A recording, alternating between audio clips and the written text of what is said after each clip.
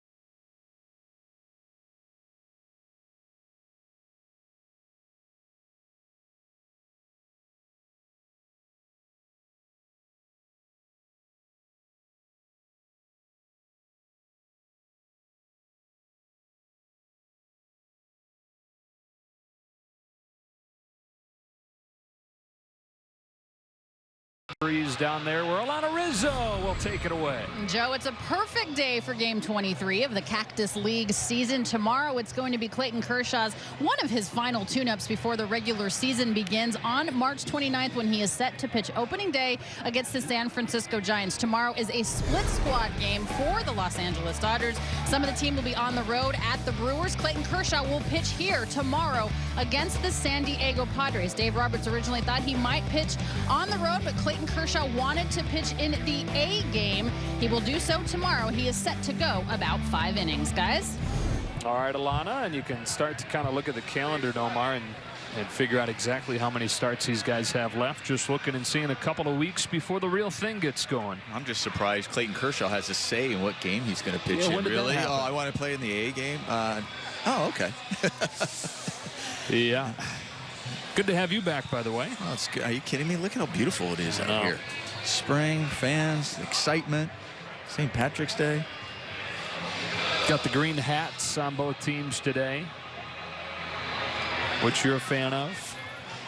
I don't mind it. Kind of breaks up a little bit of spring training, and I think it's also a reminder that you're just a couple of weeks away from opening day. Better than green bases.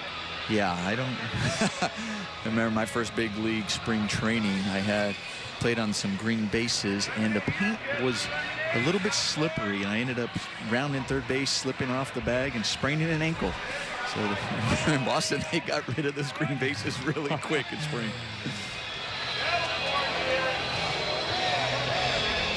White Sox are actually the home team for this one.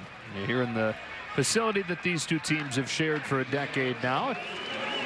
So the Dodgers will come to bat for the first time this afternoon. Here come the White Sox. Because they share the facility, they tend to get very familiar with one another throughout spring training, facing off several times during Cactus League action. Let's take a look at the lineup for the Dodgers. Andrew Tolles set to lead things off for Dave Roberts. There's Jock Peterson getting ready to start in center field and bat second. Justin Turner's at third base, hitting third. Grandal bats cleanup and does the catching.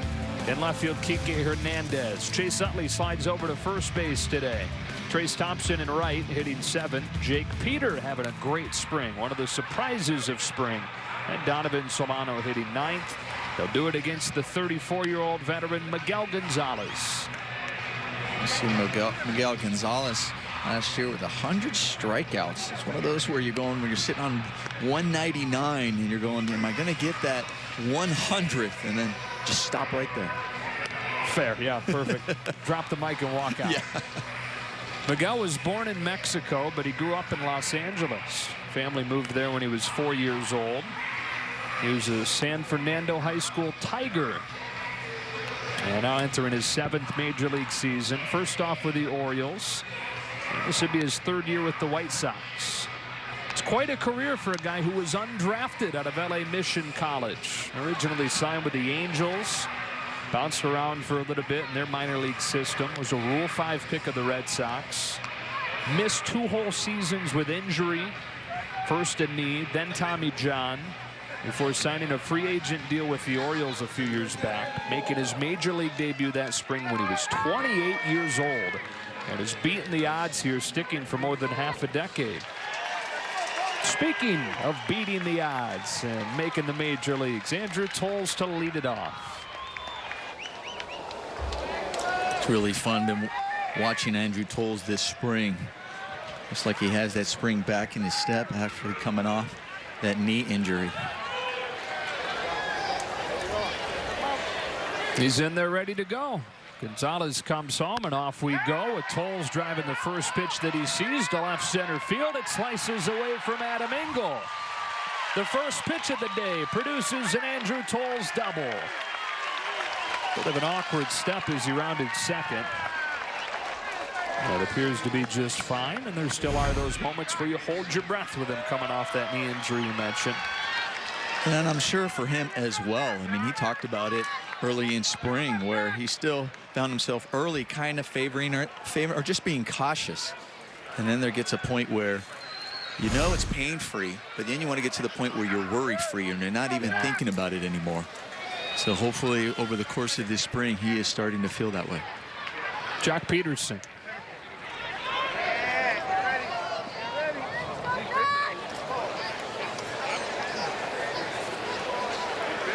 Tolles takes off. Throw from Narvaez right on the money, and a nice tag from Yolmer Sanchez to erase Tolles from the bases. Well, for Andrew Tolles, he's just got a little bit of a late jump. I know he was trying to go, okay, first pitch, try to get over there early for Jock Peterson. I think this is one of those where during the season, I don't see him doing something like that, but it may be something like, listen, there's my opportunity at second to try to see if I can just work on stealing third base. Because oftentimes in spring training, you really don't get too many of those opportunities to try to work on everything. Yeah, it's actually the same thing that he did after he started the game with the double 2 days ago. And you're right, you would not see that during the regular season, but you're working on things in spring training, and plus, like we're talking about with the injury, wants to continue to test that knee. Ball and a strike on Jock Peterson, who fouls it back 1-2. And there are times, so here's Jock stepping up. Okay, he started this inning off with a man on second base and nobody out. So you're thinking, okay, give me a pitch that I can go to the right side, at least move the guy over. Okay, he may have stolen and gotten out, but you can still work on that.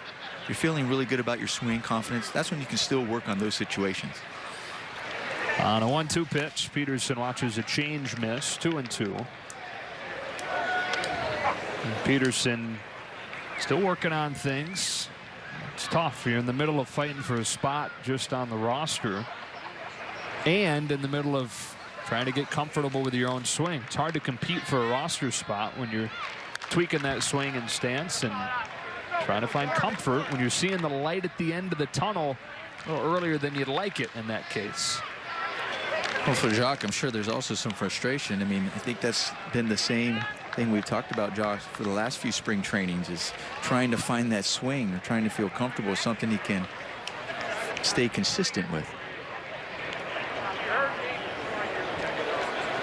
On a 2-2, takes ball 3. And take it into the games, right? I mean, you can dial things in the cage, can dial things in during batting practice, but it's a different beast when you get into a real Cactus League game.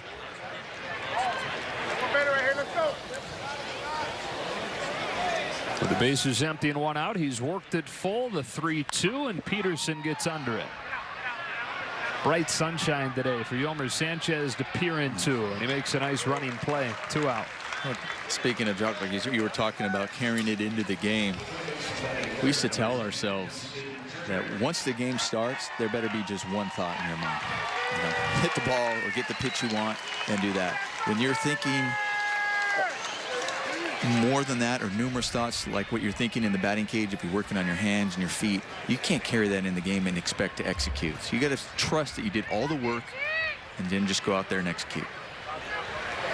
2 outs, bases empty. Justin Turner, another great spring training for him. Gonzalez rocks and deals, and Turner looks at a fastball strike. He's always put up good spring training numbers. Earlier in his career, though, that was out of necessity just to make the team. Now it's kind of the icing on the cake of feeling good. Another than 2. But Justin says that's his mentality. Even when he knows, all right, now finally, where you know he's going to be a staple out there, he signs a long-term deal where now it's just a matter of taking your time to prepare yourself as a veteran. He still doesn't take that mentality out there. Narvaez wants an elevated fastball and gets it for ball 1. And I'm not saying he's not being smart the way he's taking his spring training. He's still preparing himself and recognizing the importance and as a veteran, but he still wants to see that success at spring training.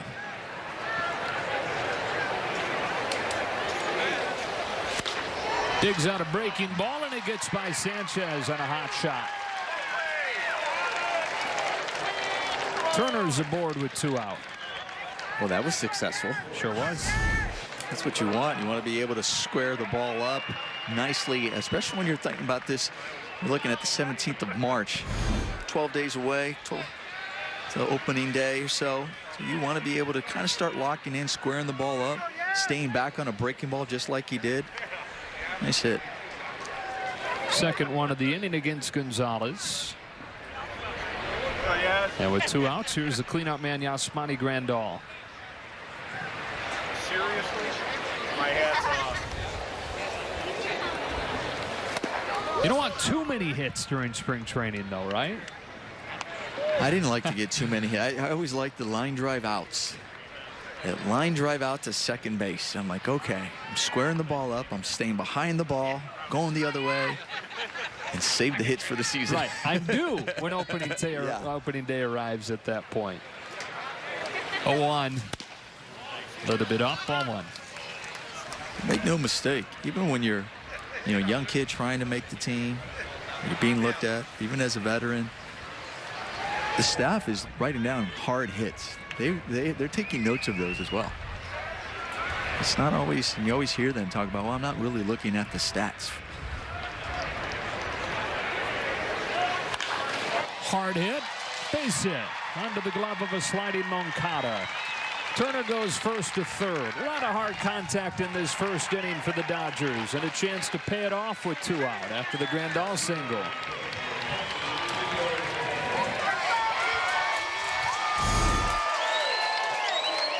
Well, speaking of hitting the ball hard, Yasmani Grandal early in spring looked like he was trying to find his swing, and then he really found his timing, his swing, but squaring the ball up as of late. That's the other thing. When you have a Yasmani Grandal, I look at him, there are times where he really is kind of that streaky hitter. And you're thinking, okay, can we line up those streaks just right in spring training to carry right into the season? But right now, he's seeing it well and swinging well. So is this guy, Kike Hernandez, in a really good place right now. And seeing a lot of time against right-handed pitching this spring and producing. Faces one of them here in Gonzalez, who delivers a strike. Now, Hernandez coming up through the minors was always at least as good against right-handed pitching as he was against lefties. Then early on in his time in the majors, it's kind of the role that he fell into, facing left-handed pitching, and he admitted that it snowballed on him from there, where he was trying to do too much with a few opportunities he was getting against righties.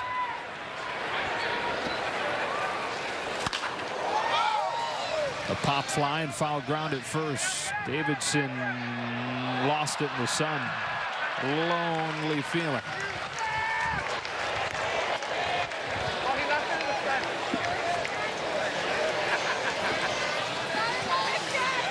Lonely and a scary feeling when you're going up. You know the ball's up there. You know you're in the area.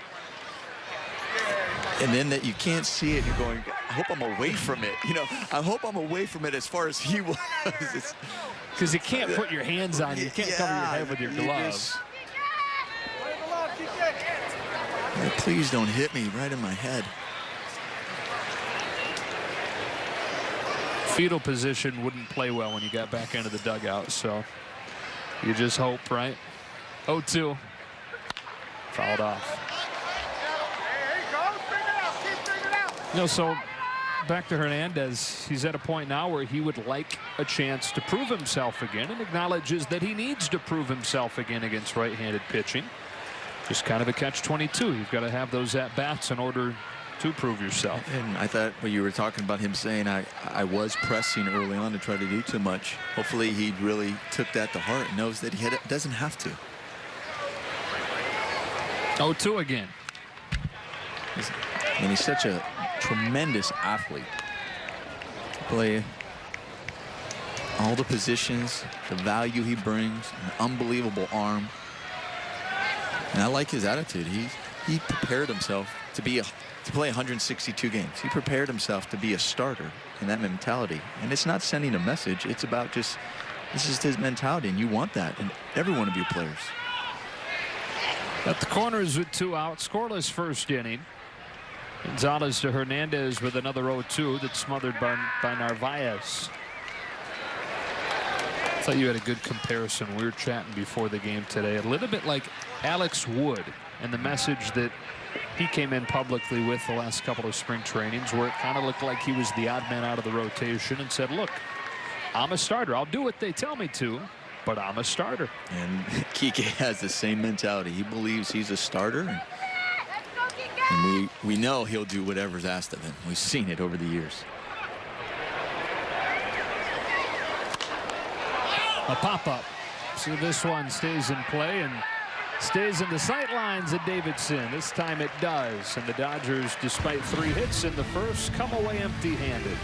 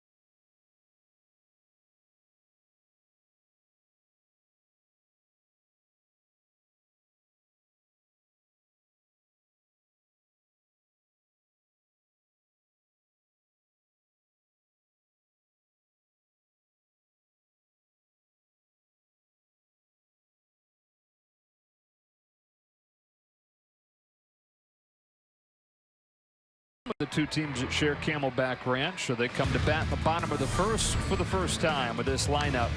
Yohan Moncada, their top prospect, leads it off. Then Avisael Garcia, Jose Abreu, Davidson, Cordell, and Anderson in the middle. Then it's Sanchez, Narvaez, and Adam Engel. They face off with Hyunjin Ryu.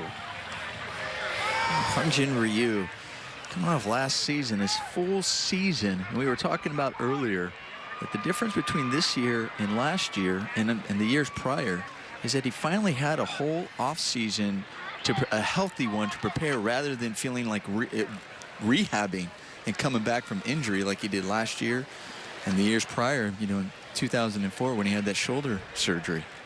Those 24 starts he made last year, Nomar, that was after one start the previous 2 years combined. First the shoulder, then the elbow. First pitch of the day is a strike. I knew what you meant, by the way, on the year. Did I say 2004? Yeah. 2014. Sorry, I knew I was off. Like, wait a minute. I said, yeah. Thank you. It's outside. It's 1-1. I just missed the one in there in my head. It happens to all of us. I'd just like to point out that he would have been 15 years old then. Exactly. Man, don't remind me. It's actually going to celebrate a birthday next week. And Jin will turn 31. Cuts this one inside and falls behind Moncada 2-1. Talked about the stuff that he's been working on, or at least touched on the fact that he has been working on a couple things. Adding in a two-seam and tightening up that curveball, trying to get more rotations on it. 2-2.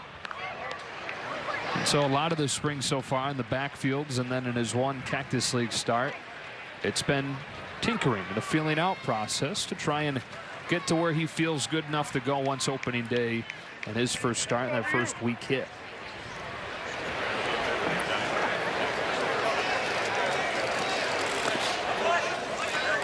And it would really be interesting to see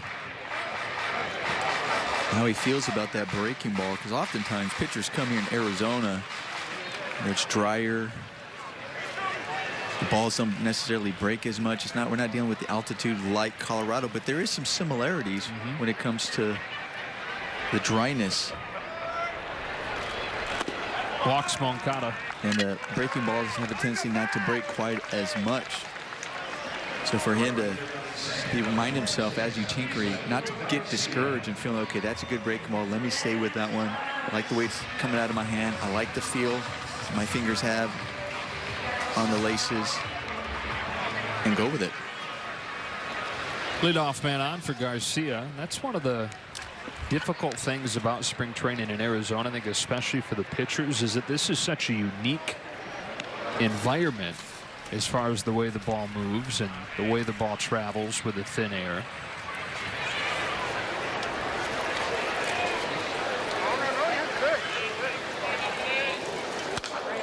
It's fouled off. 0-1 on Garcia. Had a huge season last year and has fouled it up with a nice spring training in 2018. Former Detroit Tiger. It's an all-star for the first time last year. Finished second in the American League in batting average behind the MVP Jose Altuve. That's a rocket by Turner at third and down the line. Moncada running hard, headed for third. Hernandez throws off a bounce late, and to second goes Garcia.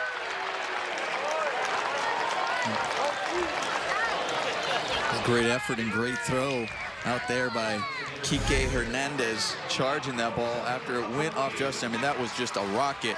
I think Justin be upset with himself because I don't know if he was able to get back to third base quite as quickly as he would like to after that ball getting by him, so he can make this play.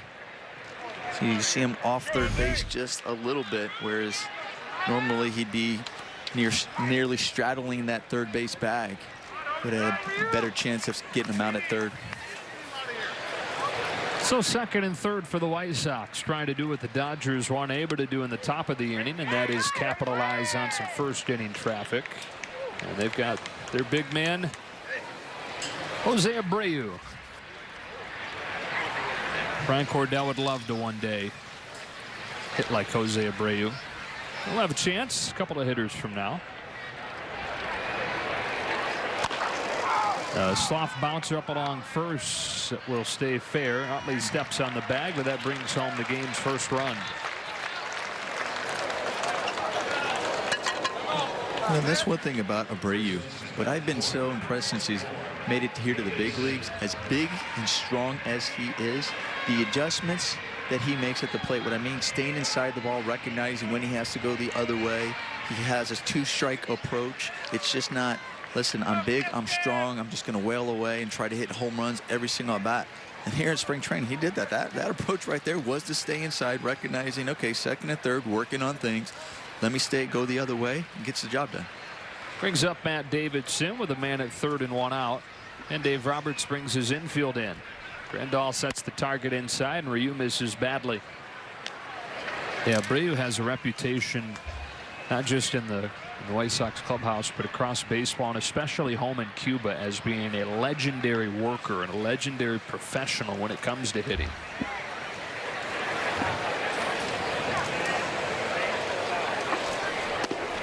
Two and 0.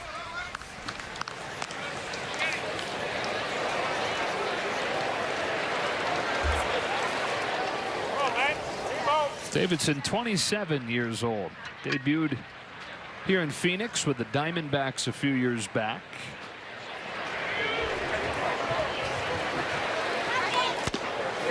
Takes away 3 balls, no strikes. He actually grew up in this area, a Diamondbacks fan.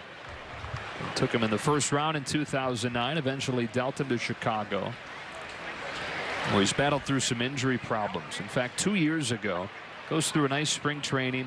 Feels like he's got a good spot with the White Sox, and then breaks his foot in the very first game of the season. 3-1.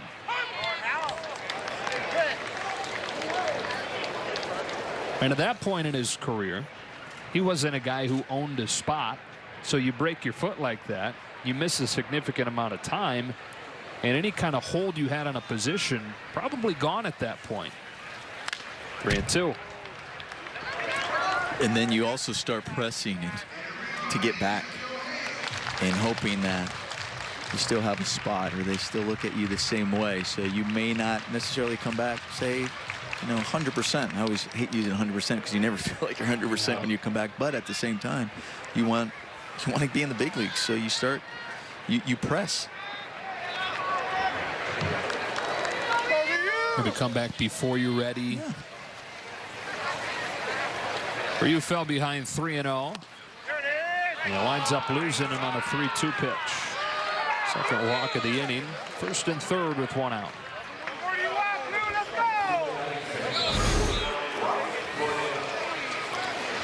Ryu just missed with that pitch, and that was a really good pitch. See where Austin Barnes caught that ball in the inner half, and I'm wondering if it actually crossed when it crossed the plate, if it caught that corner. It was a walk. Those are things you're still looking at. That's a good pitch, good quality pitch. And now what he's looking for is going, okay, he could also play with it, saying, now can I come back and get that ground ball double play? Which could get him out of the inning with Cordell batting. And there's a chopper along third, foul. What are you sorry about? Oh, sorry, I said Barnes, Grandal behind home plate. Now you got to be sorry for saying sorry over the air to our producer, Mike Lee. Snowballing on you, It is Omar. right now. Jeez. It's all right.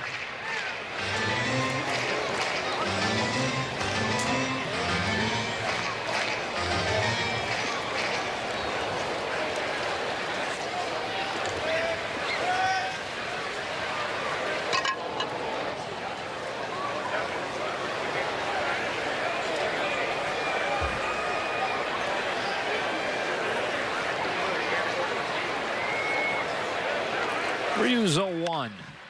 Tapped along the mound at second. Peter throws to Solano, whose turn to first is late. Garcia scores. It's 2-0. Didn't quite hit hard enough for them to turn it.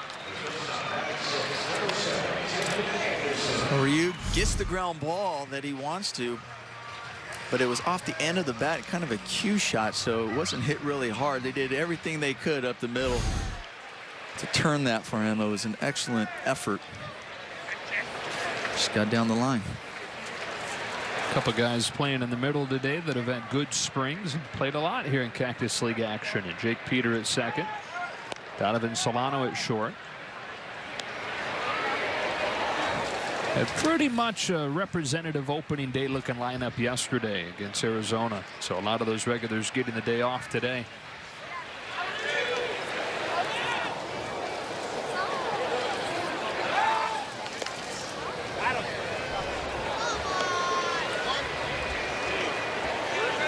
Tim Anderson up there now as the White Sox try to turn this thing around and rebuild.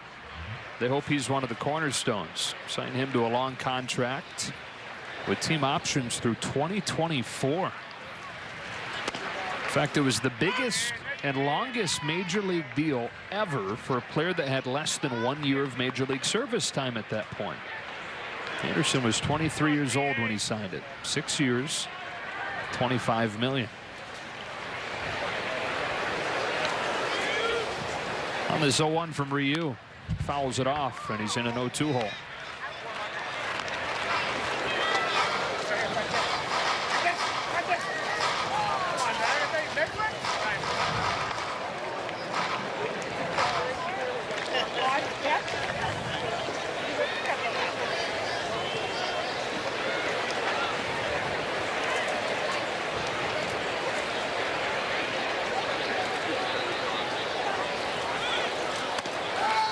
Grandal down to first, but easily back in. There's Cordell.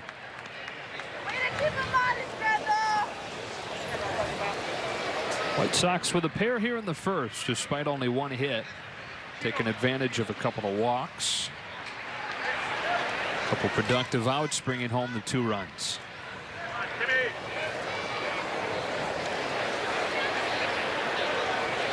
Ryu to Anderson with a 1-2, and a curve is lashed into right center field. That will split the gap. Peterson able to cut it off, but not before Anderson gets to second with a double. And Cordell scores all the way from first.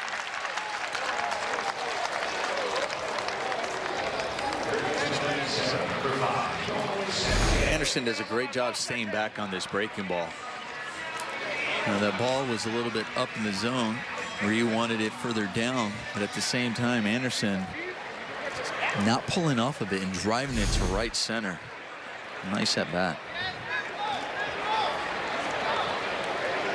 Yolmer Sanchez, the 7th man to bat in this first inning for Chicago.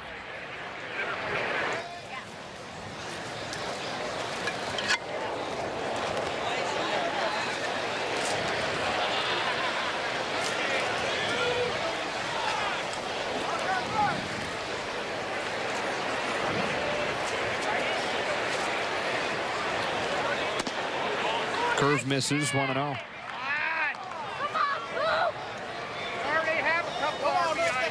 Come on now, shake yourself.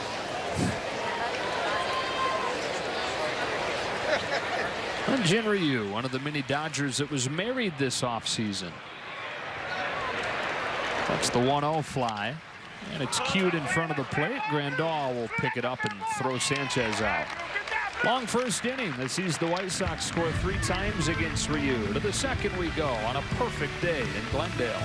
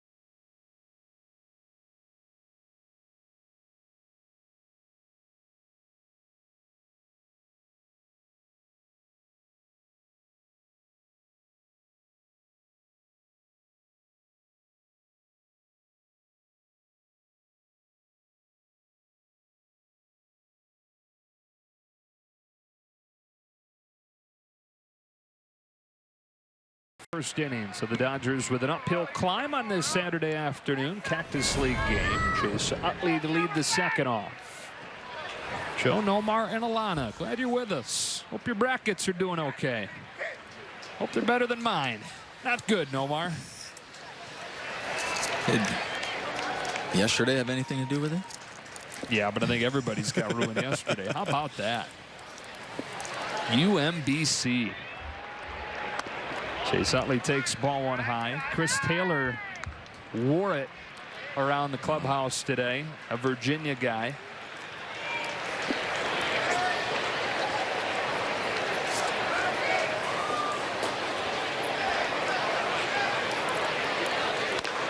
Got his hands in and fouled it off 1-1. We're talking with Jake Peter as well, who's a Creighton guy. Was really disappointed with the way his Blue Jays played last night. But he was quick to say, I don't feel as bad as Chris Taylor probably does.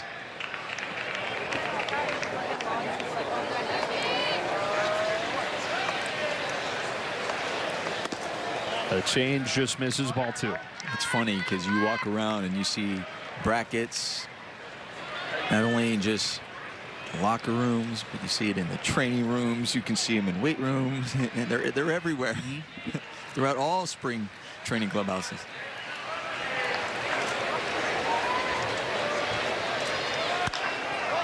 A pop fly to left center. Ryan Cordell to put it away for the first out of the second. UMBC, by the way, has produced 4 Major League Baseball players. I've never heard of any of them. Just a few games here and there for the 4 of them. Former Retrievers. We all know now, I'm sure there's going to be a huge, huge windfall financially for the university with the publicity that comes from that. One out for Trace Thompson. If you're not into the tournament, what we're referencing is that a 16 seed beat a 1 seed for the first time ever last night. Thompson hits a solid line drive down the line. Cordell had him positioned well, but then kicked it to the corner. And Thompson has a 1-out double.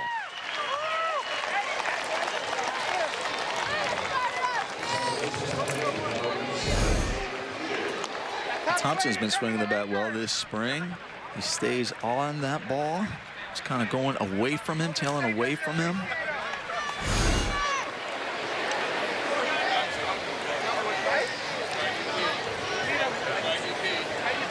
Against his old team here. Same thing can be said for the next man, Jake Peter. Both these guys were in the White Sox system before acquired in trades.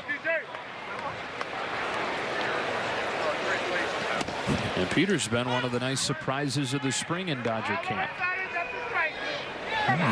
He's had a great spring.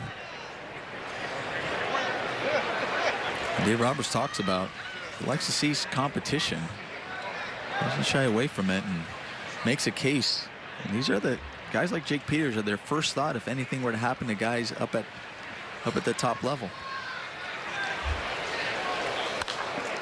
There's not a lot of room right now. I mean, the 25-man roster, it's as clear as it's going to be for a major league team at this stage. But as we've seen through the years with this organization, just because you don't break with the team doesn't mean you're not going to get an opportunity at some point. And the impression you leave at this point can go a long way in getting that chance. And I think Dave Roberts, coaching staff, and the organization do an excellent job reminding everybody about that fact. Reminding guys that go down to AAA, say this isn't necessarily a demotion. This isn't, we're going to need you. Understand that down there you are preparing to make an impact up here. That's the way you have to look at it. There's 14 runs driven in for Peter to lead the club this spring.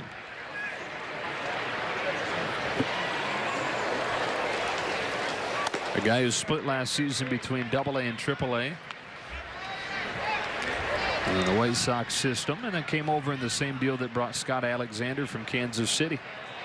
A 3-way trade with the Royals and the White Sox.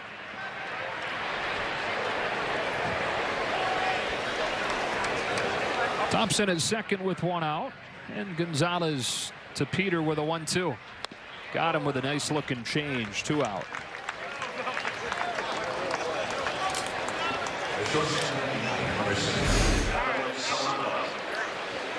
There's a really good changeup by Gonzalez. I mean, it started off right in the strike zone, looked like a fastball, and just the bottom falls out of it. With 2 outs, Solano. Important for the Dodgers this spring at shortstop, with Corey Seager not playing in a Cactus League game at short until yesterday. Fetterman formerly of the Yankees and of the Marlins. The kind of pro that it's great to have around.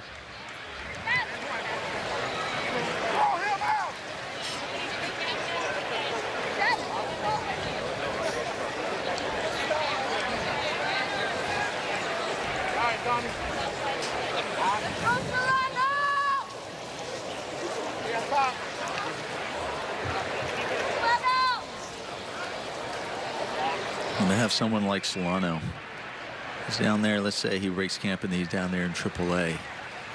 And if anything, God forbid, were to happen to somebody in your middle infield, he's a guy you can call up and you don't have to worry about. Yeah, you're not thinking twice. Right.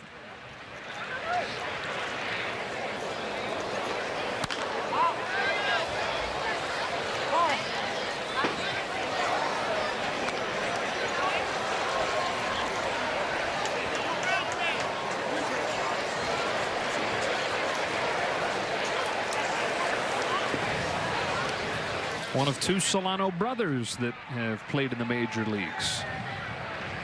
He and his brother were on the Marlins at the same time, and in fact drove one another in a game. Their first game together. Jonathan knocked Donovan in with a double.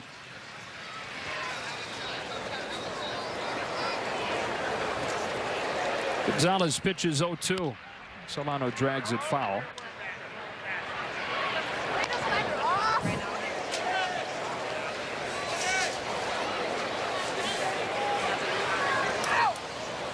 Seeing more and more guys wearing that face guard to the point where it's almost like 50-50. Gives you confidence to stay in. Just that little mental, relieves a little bit of that mental anguish of that ball can get away from a pitcher. And if it's not hindering your view of the baseball, I totally understand it. When Jock Peterson talked about it, he felt just more comfortable, especially against lefties. The angle, the ball, allow them to feel like he's staying in longer.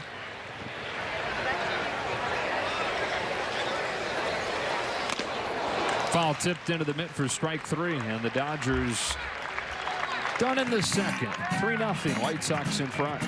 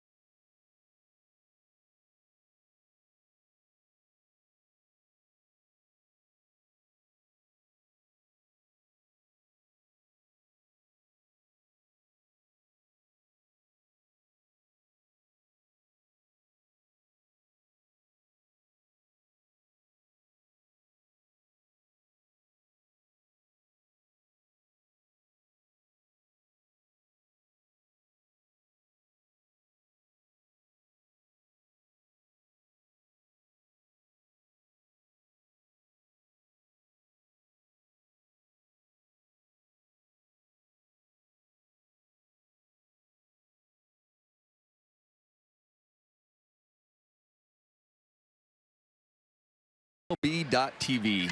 Watch select spring training games live on your favorite supported devices. Blackout and other restrictions apply for regular season games, but visit MLB.TV for details. Gorgeous day here in Glendale with the Dodgers trail the White Sox 3-0.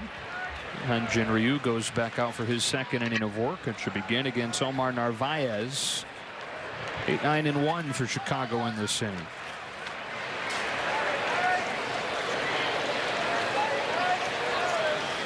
Started to say before we went to break last time, Hyun-Jin Ryu is one of the many Dodgers that got married during the offseason. January 5th, he was married in Seoul, South Korea, to a sportscaster from there. She's been doing a baseball highlight show there for several years. And Hyun-Jin, a big deal back in Korea. One of the biggest stars in that country. All started when he led the country to a gold medal in the Olympics back in 2008. Induces a soft bouncing ball to Jake Peter, and Narvaez the first out of the inning. He was 20 years old at that point. And he was leading them to Olympic gold, and then had a great pro career, led the KBO in strikeouts 5 of his 7 seasons before signing a contract with the Dodgers that started in 2013, and the deal runs through the end of this season.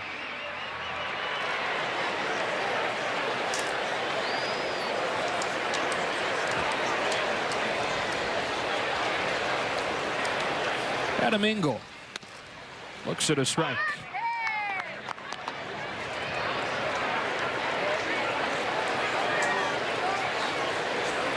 It's easy to forget that before those injuries you were talking about last inning, first 2 years that Ryu was in the majors, he was one of the top pitchers in the National League by several measures, 2013 and 14.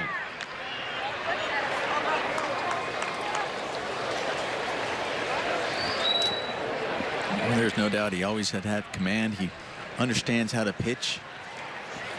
He's not afraid of anything, not afraid to take the ball. Just obviously those injuries and coming back from them wasn't easy for him. Seems like, though, the health is as good as it's been since. Dave Roberts referencing the fastball, touching 93 pretty consistently in his last outing, which has been a rare thing for him recently, especially in March. Curve is dragged to the hole at short. Solano with a nice backhand play, but Engel runs well and has an infield single.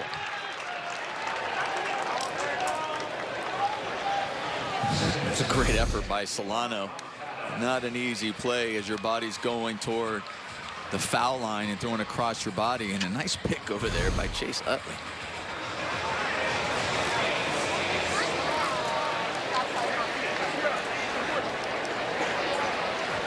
Second time through the order now. Here's Moncada.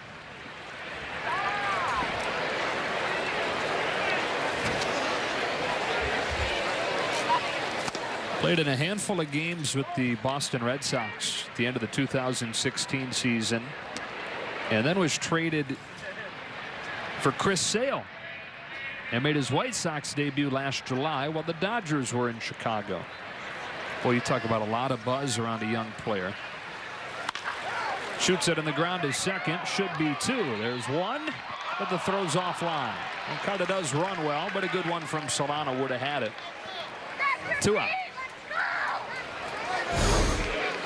Solano upset with himself because he knows this is a tailor-made double play, especially hit right to your second baseman, an easy flip from Peters. Even though Moncada getting down the line, that's one where you know, and you're like, okay, I just got to control myself and make a good throw, and just pulls Chase off the bag.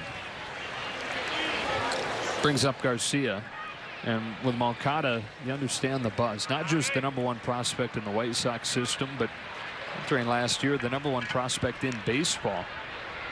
That's what it took to get Chris Sale.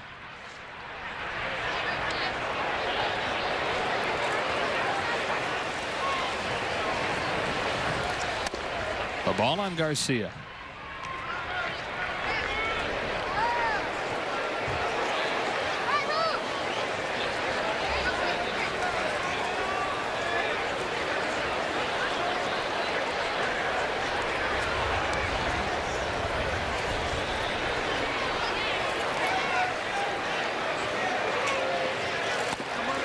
2-0.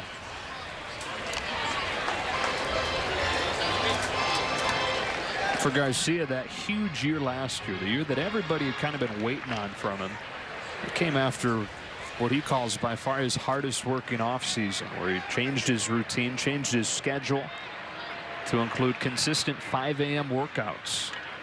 Changed his diet too.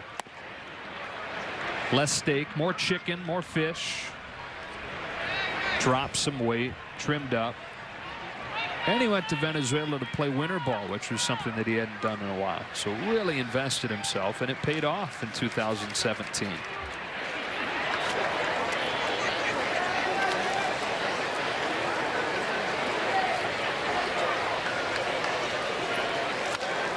Green light, 3-1.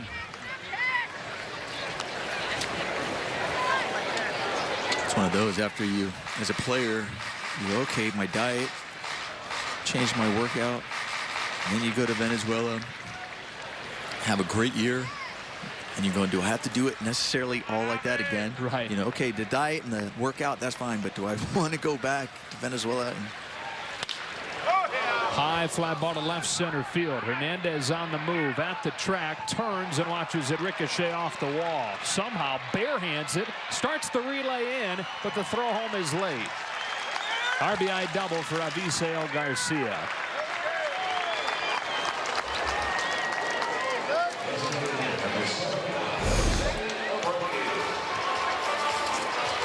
Garcia does a good job getting down in the zone, getting that ball and driving it to left center. I'll tell you what, it was a tremendous play out there by Kike Hernandez to play this off the wall with the bare hand. I thought for a second they were going to have a chance at home plate.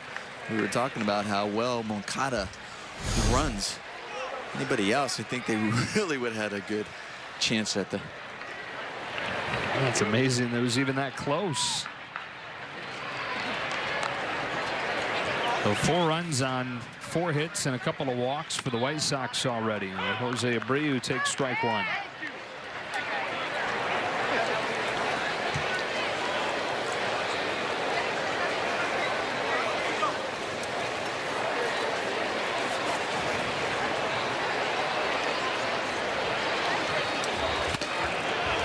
A wicked cut and a miss, strike 2.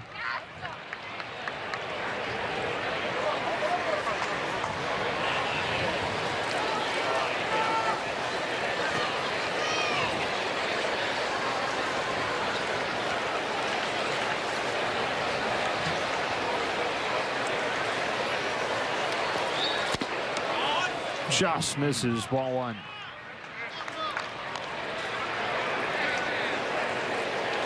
Watching Ryu so far in this game, he's had a lot where he just missed, which as a pitcher is not a bad thing. You go, okay, I'm not getting the calls, but as long as I'm in the area, I'm throwing where I'd like the ball to be, so you're feeling okay out there, you can deal with that.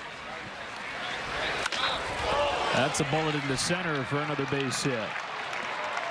Garcia scores easily, and it's 5-0 Chicago. 4 of those 5 runs coming from the top 2 spots in the order after this Abreu single. So we talked about the pitch that he misses you're okay with, and then this one you're not okay with, not just because of the result of a base hit back up the middle, but knowing that you were trying to really get that ball down and in, and you weren't able to do that, and that resulted in a nice base hit up the middle. Already 42 pitches thrown by Ryu.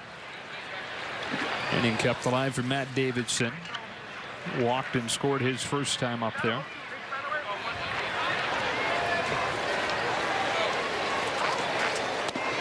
Locates the curve at the knees for a strike.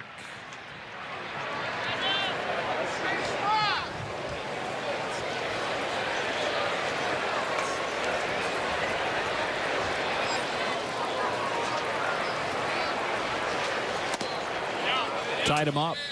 0-2.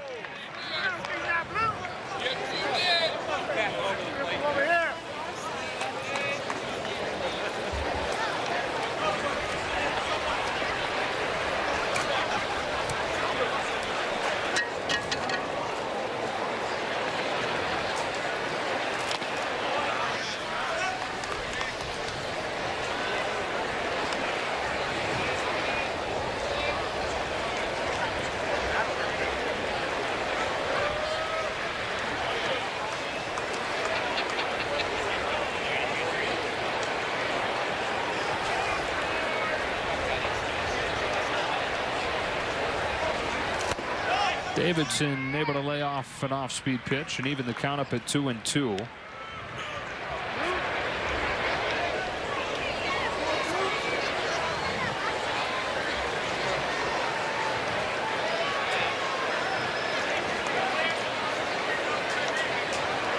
Rendell sets the target inside, and again Ryu just misses.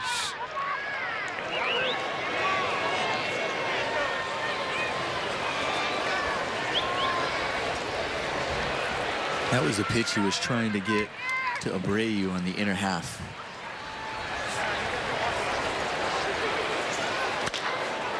On the ground, off of the bag and into short right center. Davidson holds on at first, and it's just kind of been that type of day for Hyun-Jin Ryu. Dave Roberts coming out, and I think he's going to relieve him of this tough little stretch. Unlucky there for Ryu, because you can see Jake Peter was right there ready to make the play. And he's like, all right, I got this one. Nope. Actually, he's going to leave Ryu in. There's nobody warming until now. A lot of times you'll see if things don't go perfectly right, guys move their spring training outings down into the bullpen for their final however many throws. But Ryu will try and finish off this second. It's Ryan Cordell coming up now.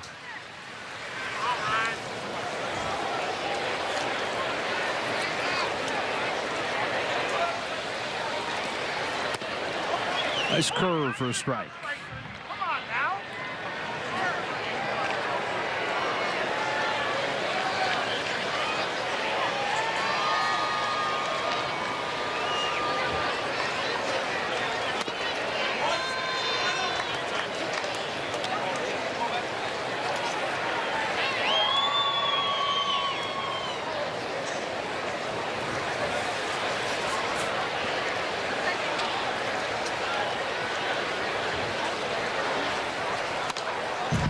You're talking about Dave Roberts leaving Ryu in. A lot of times managers will also see, okay, one, get yourself out of this situation when he doesn't have necessarily somebody up who's warming up right away in the bullpen. But let's say if this was somebody that they're going to face throughout the season, during the season, maybe a division opponent, maybe you take him out early so they not too many guys get a look at him and let him finish off in the bullpen. To the back door to get him. A hard time locating that corner so far this afternoon, but he does there.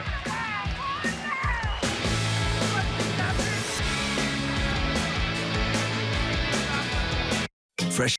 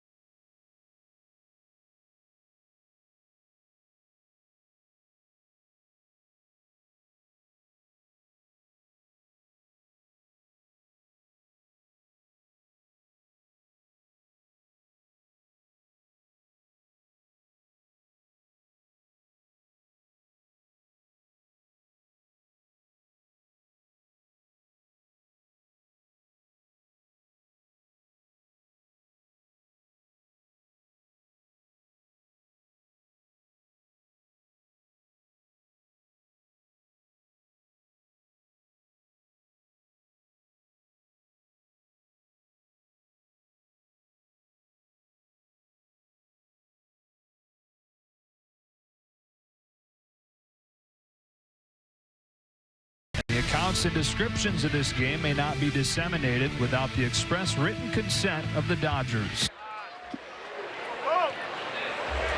Green all over the ballpark for those that don't want to get pinched. Did you get pinched yet today? Nope, me either. Is it still a thing? To my kids, it is. It'd be kind of weird if an adult kind of came over and pinched you, right? Because you're not wearing green.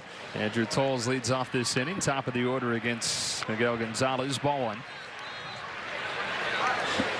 Glad he said that. I was going to pinch you next inning, so it would have been weird.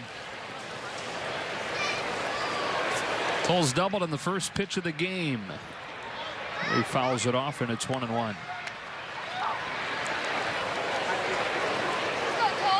What kind of ears are those? It's just lucky. Yeah.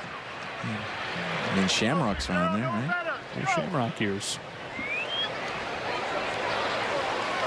Were they 4-leaf clovers or just 3? Because the 4 is the lucky one, right? Yeah.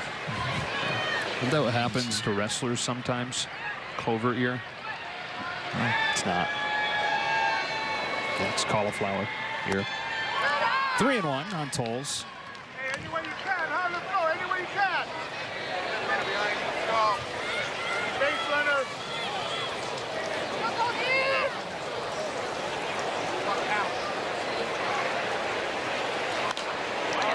3-2. Miguel Gonzalez actually grew up a Dodger fan. I know this will make him feel old, but his favorite player was Eric Karros.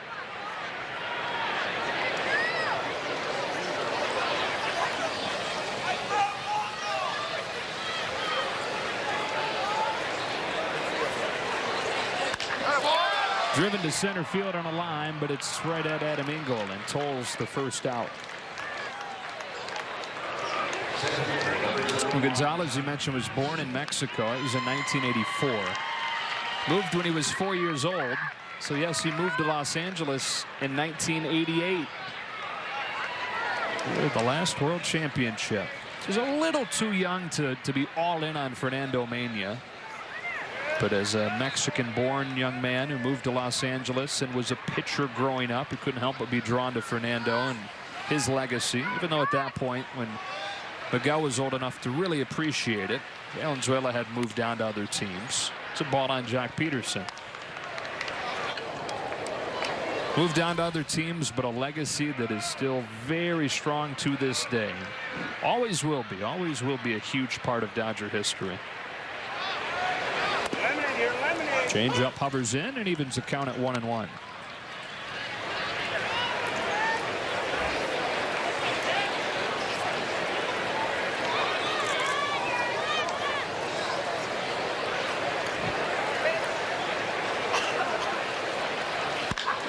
That ball's hammered to right center field, very high. Did he get enough? Not quite. Adam Engel brings it back. Hit it hard, but just under it. And Peterson the second out.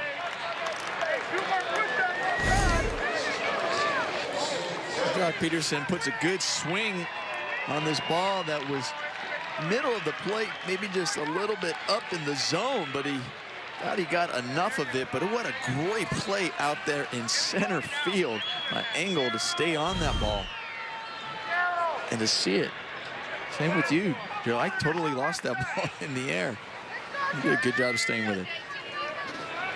2 outs for Turner. So I'll give you the assist with Engel. Our assists as play-by-play guys tracking fly balls always come from the fielders. Best way to tell. Follow them.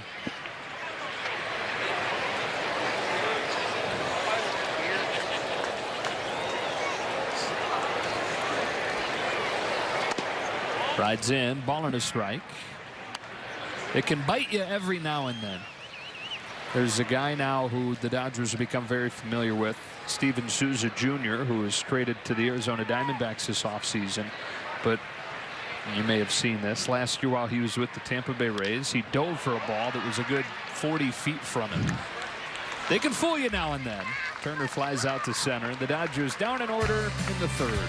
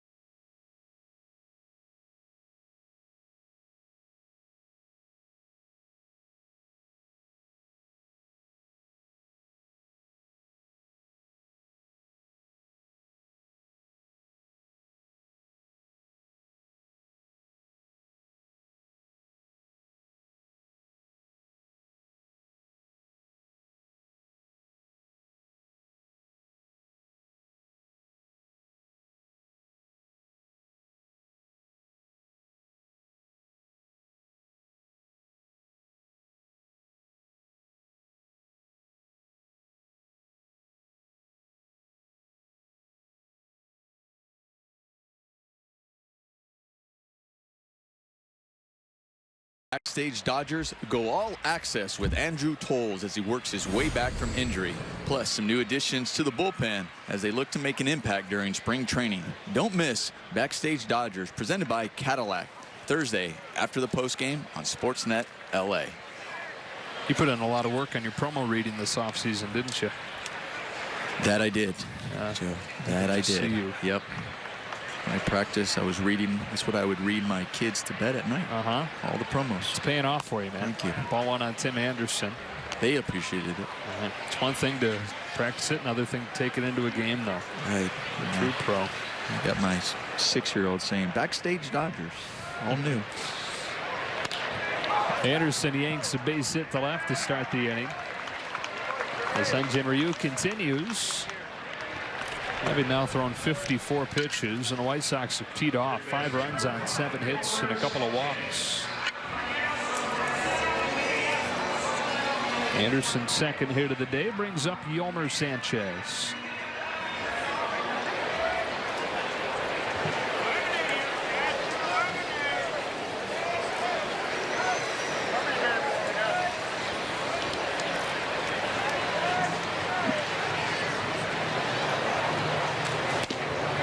Strike one.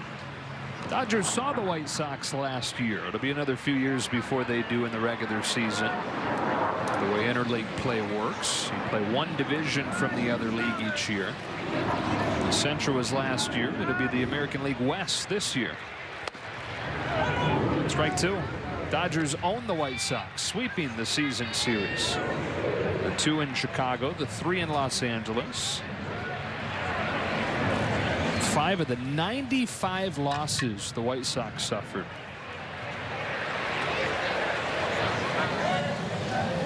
It's a 5th consecutive losing season, Omar, and it's the first time the White Sox have had that since the mid-70s. They're deep in the midst of this rebuild. The problem is the first few years of that run where they're losing all these games, they were still trying at that point. A lot of people would argue they probably tried too long in this day and age of rebuilding as quickly as it can. But they are fully committed to the rebuild at this point and have rebuilt the farm system on their way. And it's interesting and up for a lot of debate and arguments in baseball. Seeing so many teams kind of take it that route or going, listen, we're rebuilding. And seeing some of these stars of these teams getting moved around because of that mentality. Well, you get his second strikeout of the day. Yeah, there are a lot of rebuilding teams, but I mean, if you look through the National League right now, and what you want is competitive teams, right? There are more teams that you can make a case for being competitive this year, for not being out of the question as a wild card contender at least. There are more of those teams than there are teams you can't make a case for. Strike one on Narvaez. So if you just look through the divisions, I mean, let's start in the West. You know about the Dodgers being the lead contender, but the Diamondbacks and the Rockies were both wild card teams last year. They shouldn't be a whole lot different. You can make a case for both of them as contenders. It's 1-1. I think the Giants, with what they did last season, they'd like to believe they've again made themselves a contender. And they were one that was kind of teetering on, do they rebuild, do they tear it down, or do they try to take advantage of the window that they have with guys like Posey and Crawford and Bell? Well, they decided to try and capitalize on that. So throw the Giants in that category of teams can make a case for as contenders. Padres probably not yet, even with the Hosmer signing. So that's just one out of the West. In the Central, hard to make a case for Cincinnati right now. Probably hard to make a case for Pittsburgh. But the Cubs, the Brewers, the Cardinals, all compete. It's 1-2. And then in the East, well, the Marlins not going to compete. Braves are closer than some people think. Same with the Phillies. So if you're being really aggressive and really kind to teams, that's what? 3 non-competitive teams? 4? 4. Looking at 4, or some of the teams that you see kind of Even they've mentioned we're rebuilding. These are teams that once you, before you mention, it's not like you're just saying that. They've also mentioned it. They get one at second. Peter turns it to first for a double play that finishes the White Sox in the third. Hyun-Jin Ryu faces the minimum after a bumpy ride through the first two. If you haven't seen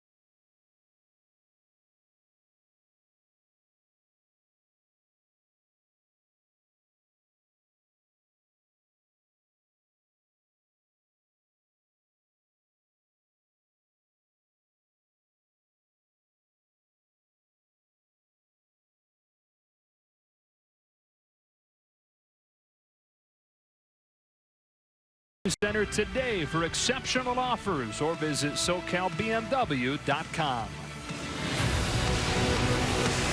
What a day. So glad you're spending it with us. White Sox in front of the Dodgers 5-0.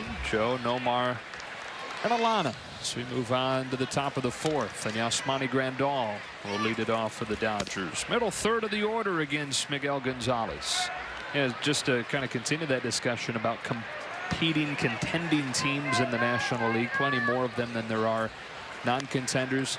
If we're being fair, the Braves probably don't yet quite belong in that competing category. Although the Phillies going out and getting Jake Arrieta and some of their young players that are coming around. Carlos Santana they sign. You can make a case for the Phillies as an outside contender this year.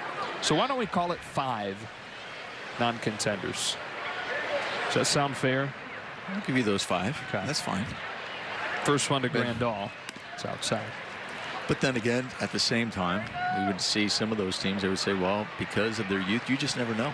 You know, right. they can come out and of those 5 just surprise you for sure. But I know what route you're going, but like we said, we were talking about teams that are in that rebuilding stage or taking about that, and you can see even by their youth, and then trying to find that mix of maybe that veteran that can have that impact on that youth as they're growing. And it seemed like the Pirates, who I immediately threw into that non-contending group just off the top of my head with the deals they've made, you know, getting rid of Andrew McCutchen. Like you're talking about, the young guys that they have ready to go, like a Josh Bell who had a nice rookie season, he could explode, and the Pirates could be a contender. Right. That's why we watch the games, right? And then you would look at the Mets. You know, for them, it's always been that incredible pitching staff that they have, and if they're healthy enough and pitch to their capabilities, you're like, definitely a force to be reckoned with. We know that. They're a maddening one, the Mets. Yeah. You're right, because of the potential in that staff. And not just potential, but what they've shown. Yep. They made some nice moves. Grandal with a leadoff walk here in the fourth. Jay Bruce back. Adrian Gonzalez now with the Mets. Best of luck to him. He figures to be the opening day first baseman there. They have Dominic Smith, one of their top prospects, who's going to eventually take that job, but looks like Gonzalez for now.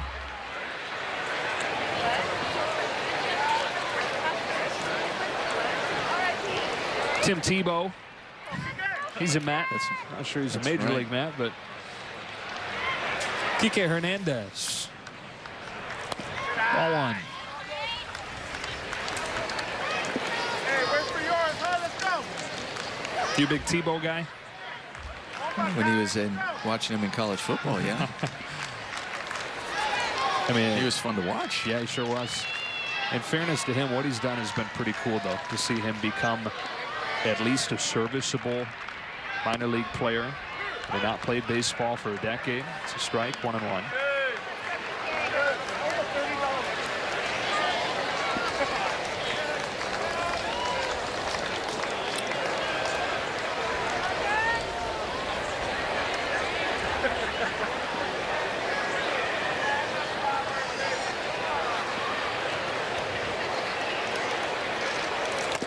Better convert, Tim Tebow, Michael Jordan.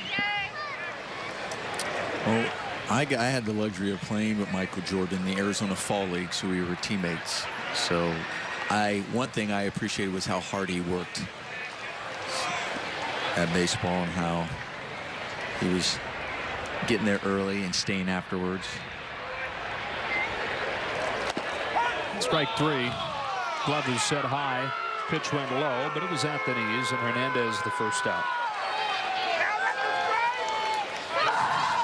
So I had the luxury of seeing him as we have another look at why Kike was upset at this pitch, but you see that side angle didn't look like it was that low. But for me, like I said, Michael Jordan, to see him, to be a teammate and to watch him work, you appreciated that it wasn't like, oh, I'm just get to play baseball and come out here and didn't have to put the work in, and he did. So, and I'm not saying Tim Tebow doesn't, but I just haven't had the luxury of watching him and see how he's working and how he's going about it. We figure if you're going to make a move like that, Chase Utley stands in and hammers the ball down the right field line, hooking towards the foul pole and leaving the yard. Chase Utley's first home run of the spring has the Dodgers on the board in the 4th.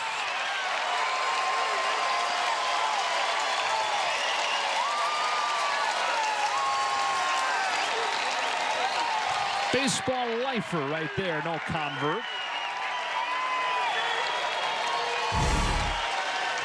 As we take a look at the Carls camp, Chase Utley doing what he's done for so long at this level, driving the ball out to right field, staying on the ball nicely. And speaking of hard work, we were just talking about that coming into today. Going out there, we were talking about the guys who started yesterday's game. One on Thompson. And then you see guys who are in the lineup today, but there were so many of the guys that were in yesterday's game, veterans, along with guys here, such as Chase Utley and Justin, who were out in the batting cage early this morning and still working. Even if it's their day off or they're not starting or not playing today. Thompson with a hot shot caught at third. He's hit the ball both times today and is now 1 of 2. And I think that just sends such an incredible message just to everybody throughout the organization.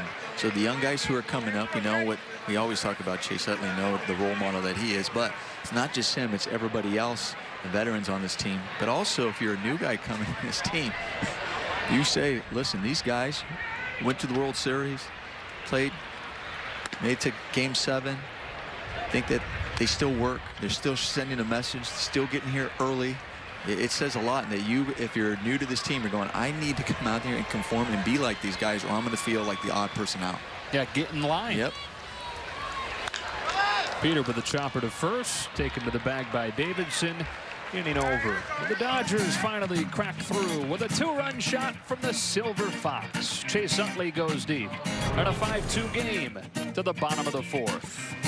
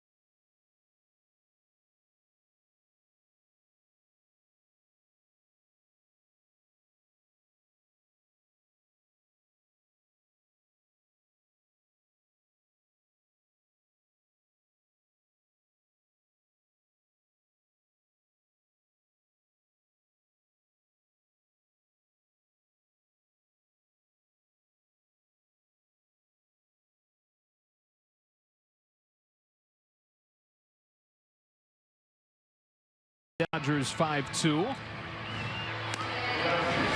Hyunjin Ryu's out of the game moments ago, visiting with Alana. All right, guys, thanks very much. Hyunjin, last year at this time, you were a little bit of self-preservation.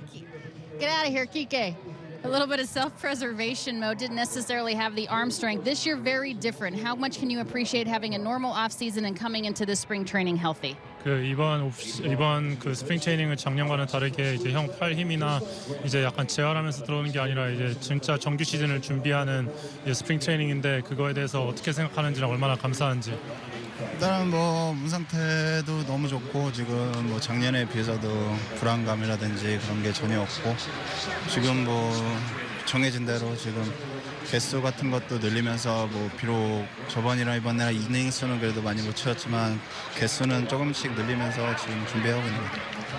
I feel great. Obviously, last year there were some doubts in my head, but going into this season, I feel much better, and my arm strength feels good, and I'm keep on increasing the pitch counts. Innings, not as much as I hopefully wanted, but my pitch counts are definitely going up, so it's a good trend. Speaking of going up, the velocity seems to be there more this year than it was last year. In your first spring training outing, you hit 93 on that fastball, something you hadn't done this early last spring. Are you pleased with where your velocity is at this point? 작년 스프링 트레이닝과 비교했을 때 올해 특히 두드러지는 게 형 직구인데 93마일까지 저번에 찍었는데 그거에 대해서 어떻게 생각하는지. 아무래도 지금 몸 상태가 너무 좋다 보니까 그 정도의 스피드가 나온 것 같고 지금 계속해서 이제 뭐 시즌 맞춰서도 계속 준비해야 될 것 같아요. It reflects my body condition right now. I was able to hit that number, and I'm just going to keep on working towards the regular season. Best of luck the rest of spring training. We look forward to seeing you every fifth day. Thank you. 이제 행운을 빕니다. 그리고 이제 5일마다 봐요. Thank you. All right, guys. Thank you, Alana and Hyunjin, and his interpreter, Brian Lee.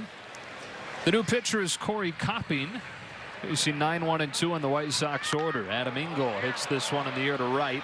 Trace Thompson back, running out of room onto the warning track. Makes the catch for the first out. Copping, a Pasadena native. Spent last year in AA, put up good numbers, and he's coming out firing.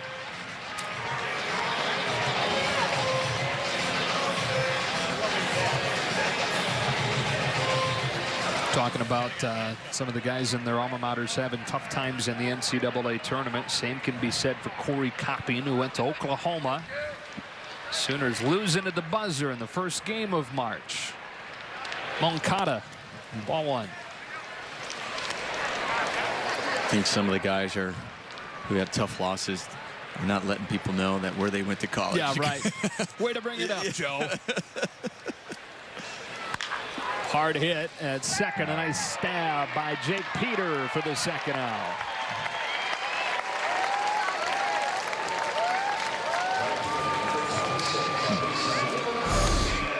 Joe, we were talking about how Jake Peter really making an impression here at spring training. And it's not just offensively, but with the glove as well. All these things, taking notes. And if he doesn't break camp with the team, and the way it's looking, he may not break camp with the team. But if there's anything that they need somebody to come up for whatever reason, he's leaving such an impression that he'd probably be the first call. Look at last year, Chris Taylor. Yes. Chris Taylor had the best spring of anybody and started the season in AAA. Avisail Garcia, 2 for 2 today, looks at a strike. Easy to forget that. And a little bit different in that Chris Taylor had major league time before that, but never in a full-time role. Jake Peter's still looking for that first opportunity. Doing all he can to make sure the Dodgers keep him in mind.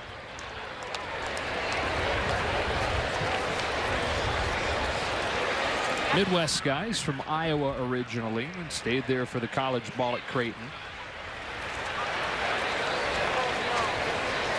In Omaha, Nebraska. It's considered Midwest, right? Yeah. Sure. Yeah. For these purposes. Yes. Because I already went there. So if it's a toss-up, I'm going to go ahead and take it.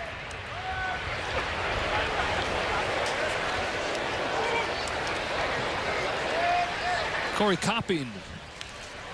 Didn't get him to go here. 2-2.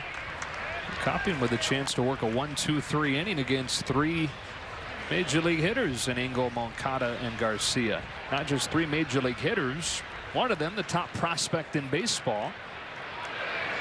He's graduated to a major leaguer at this point, but a highly touted guy. And another, this guy finished 2nd in the American League in average last year. And he flashes wide, slicing one down into the right field corner. He is 3 for 3 today, and the inning kept alive.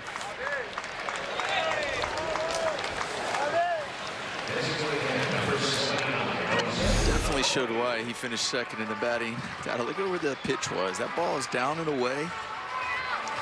And Coppy may have missed his spot, but it was one of those where you say it was a good miss. It wasn't. It was off the plate, and yet Garcia still stays on. It goes the other way. It was a beautiful piece of hitting. And so he doesn't get a 1-2-3 inning, but he does get an opportunity to face the great Jose Abreu.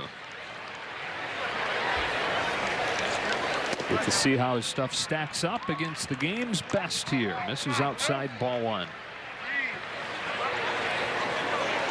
Corey Copping, 24 years old. The 31st round pick that's done some good things. Kind of beating the odds with the numbers he's put up in the middle levels of the minors after being such a low pick. Rides this one up, 2-0 on Abreu.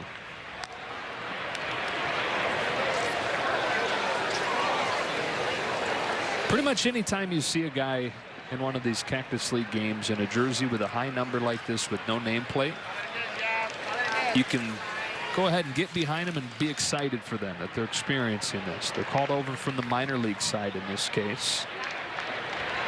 And what a stage for him. Oh, gets away, 3-0.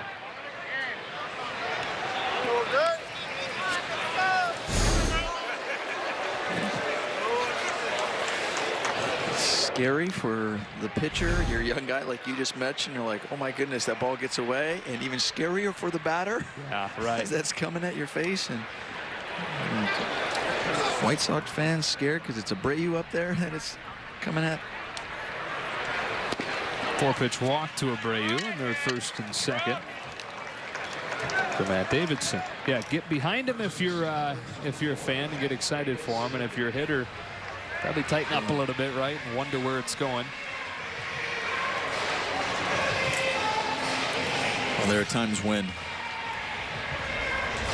you get injured and you're going down to rehab.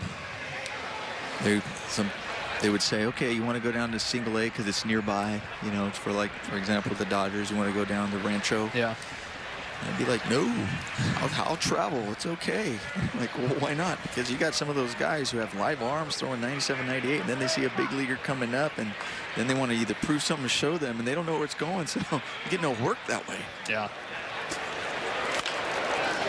Semi to AAA, right? Exactly, where you go down to AAA, and these guys, and oftentimes you might face guys that have maybe been up and down in the big leagues and minor leagues, or have been around as well, so you're going, they have a little bit more control over here. I'll take that.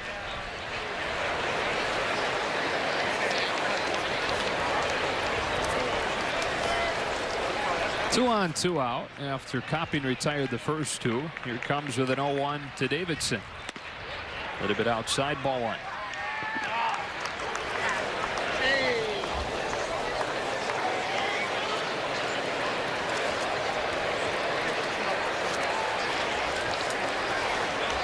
'31st round pick against a 1st round pick.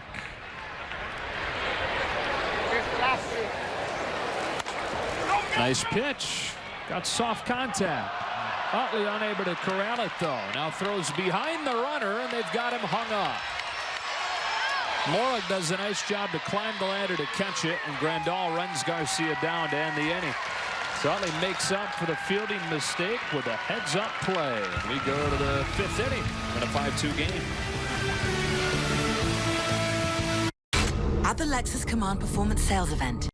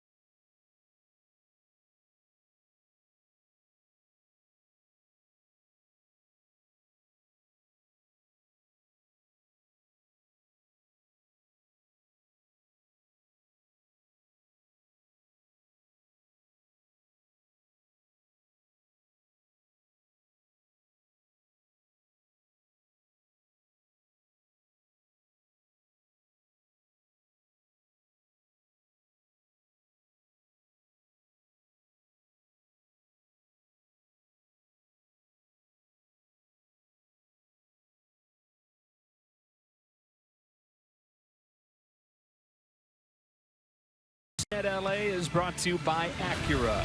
Precision crafted performance. Back in Glendale, unseasonably cool today. Temperature in the high 60s, maybe reaching 70, low 70s. Dodgers and White Sox at this wonderful facility in Glendale. Camelback Ranch, 10th season after the decades in Vero Beach. Joe Davis, Nomar Garciaparra, Alana Rizzo, and the 9-hitter Donovan Solano to lead off the 5th against Miguel Gonzalez. Delivers ball 1.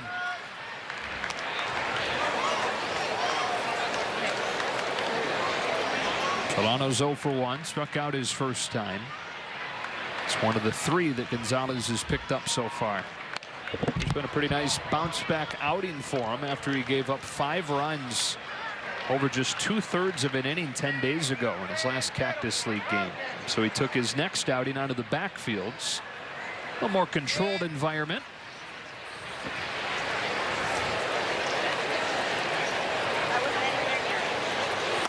Two and 1.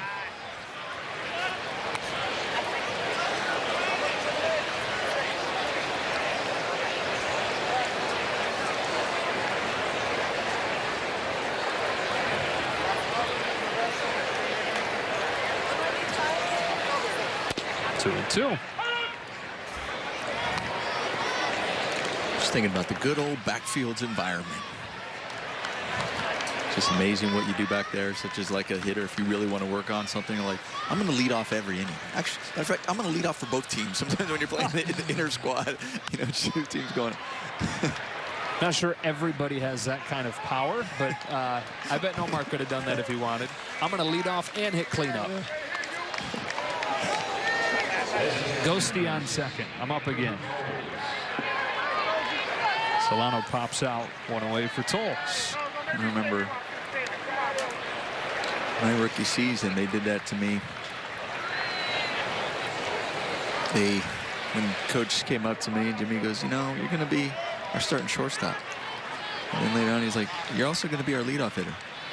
And that was late in spring, and I'm like, can I go in the backfield just one time just to kind of see what it feels like to lead off every inning? Just had you never hit leadoff before? I had in the minor leagues. I had done it in college, so I know what leadoff, but it was just not in the big league level, you know. And they were just, not only were you going to be the starting shortstop coming out of spring, but then it was late in the spring. I wasn't even hitting leadoff in the entire spring. It was literally like the last 5 days or 4 days before the season, and it was like, all right, let me just get back one day to try to just lead off every inning just once. And then there you go. And then it was off to go play in the wherever you travel to. I forgot where we started, and leading off just in those games, and then here's the season. Here we go.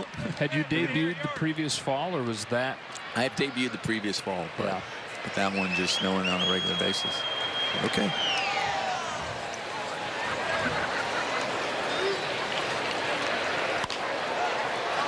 Tolles pops it up, and we'll get it a play. He led off on opening day last year. What's it like to hit leadoff on opening day, especially in that scenario where it's your first time? Yeah. You think about just, it's really not, you're not thinking about, oh, I'm leading off opening day. You're thinking about your very first at-bat like you do every opening day. Okay, you want to get your hit. You want to, I was always like, all right, I'm not striking out my first at-bat opening day. I don't want to do that. And still aggressive. I wasn't going to take, just like Tolles did today. First pitch, you're hacking. I was like, that's what I was doing. So it was going to be the same mentality.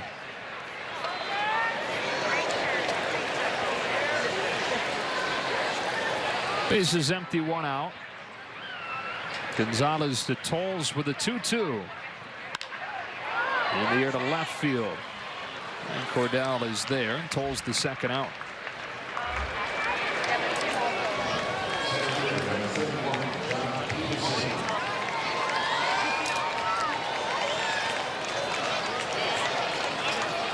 Jock Peterson just missed last time after popping out to second. Flied to the wall in right center in the 3rd. Dave Roberts hopeful that there'll be some more loud contact from him in the next week to 10 days. After all, that's all there is. That's all that's left of spring training.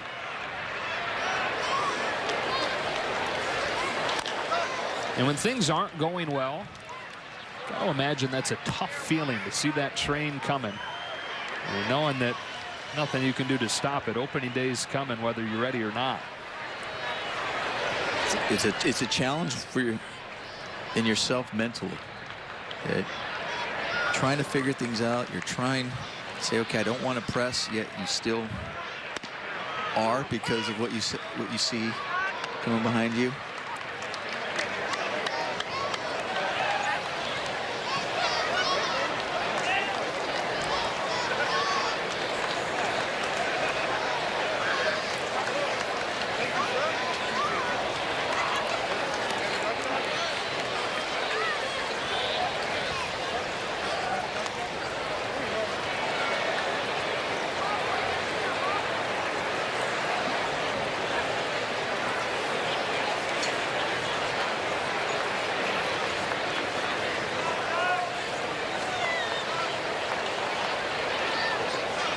Gonzalez looking for a 1-2-3 fifth inning. Here's his 1-2 pitch. A little bit outside with a fastball. Evens it at 2-2.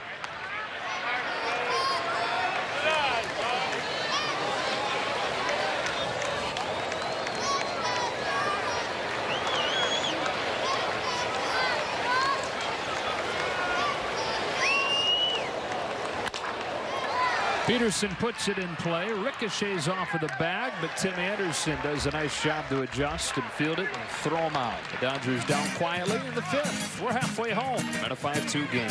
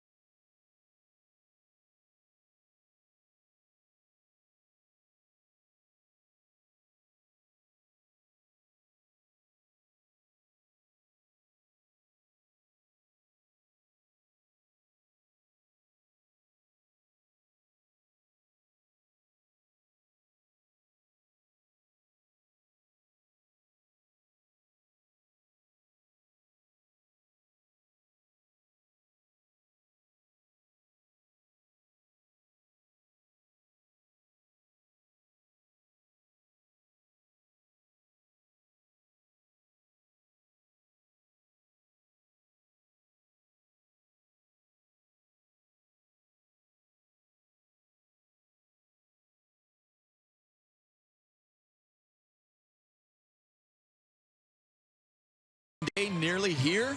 There's already a surprise addition to the Dodgers promotional schedule. Be one of the first 40,000 ticketed fans in attendance on Friday, March 30th versus the Giants and receive a special edition Kirk Gibson bobblehead presented by Bank of America. Visit Dodgers.com/promotions. Kenley Jansen ready for his second appearance officially in the Cactus League schedule, having worked a 1-2-3 inning a couple of days ago. Just looking at his numbers from last season. Oh, that was good. Wow. That's impressive. 177 batting average against 109 strikeouts in 68 innings. Craziest one is one that's within those numbers, and that is that he started the season with 51 strikeouts before his first walk. Ball one on Ryan Cordell, facing 5, 6, and 7.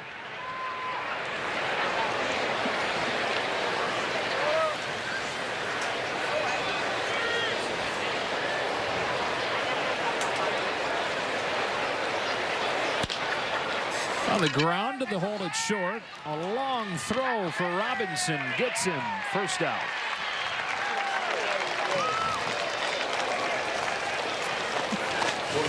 That was a really nice play by Robinson. One, just getting there.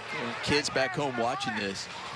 Get there with your feet first, and then using the lower half and showing off the cannon arm across the diamond. Nice play. So Errol Robinson with a nice play for the first out. And here's his counterpart, the shortstop of the White Sox, Tim Anderson. A little bit up, ball one.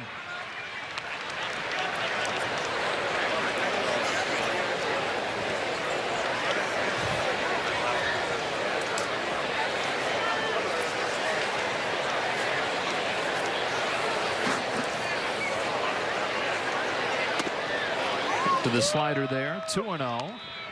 8th major league season coming up for Jansen. #1 in Dodgers history with those saves. 30 years old now, and in the 2nd year of that big contract that has him wrapped up for 5 years total. 2-1. That's a strike.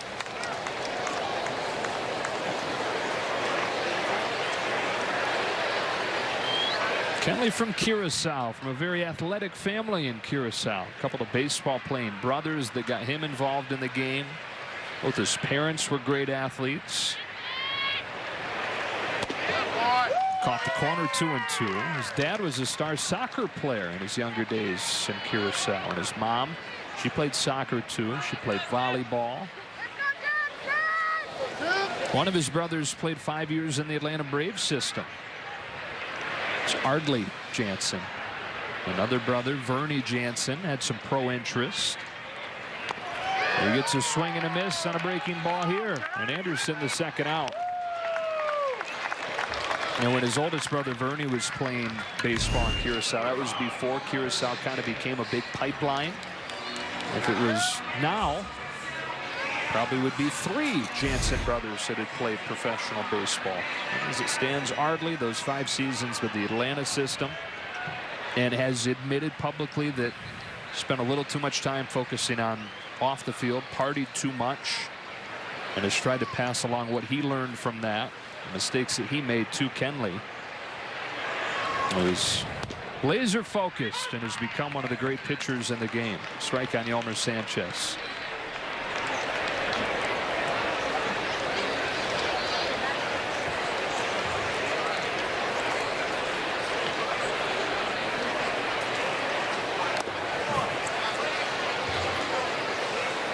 Kenley getting that strikeout in the last on Anderson, throwing that breaking ball, and there we saw the breaking ball again, and he touched on it that he's really making it a point this spring to throw that pitch more, being more confident in it. That's going to help him so much. It really is, because granted, first of all, the cutter, and even his cutter, we talk about Mariano Rivera, when you know it was coming, it was still difficult to hit, and it's going to be that way. But not just relying solely on that pitch and giving another thought in the hitter's mind. It's going to make that pitch even more effective. It's almost not even fair. He's able to add that effectively.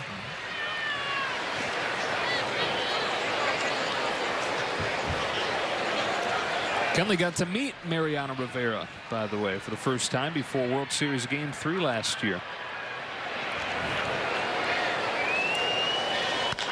Sanchez hits it hard. A backhand play by Chase Utley. Hits Jansen, who wins the race to the bag and finishes another 1-2-3 inning. That's 6 up and 6 down for Jansen in the spring schedule. To the 6th.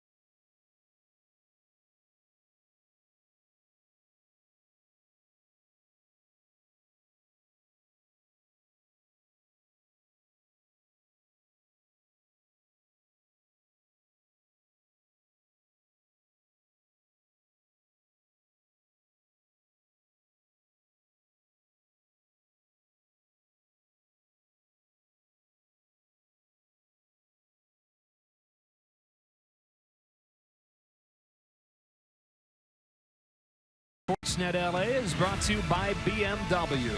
See a Southern California BMW Center today for exceptional offers or visit SoCalBMW.com.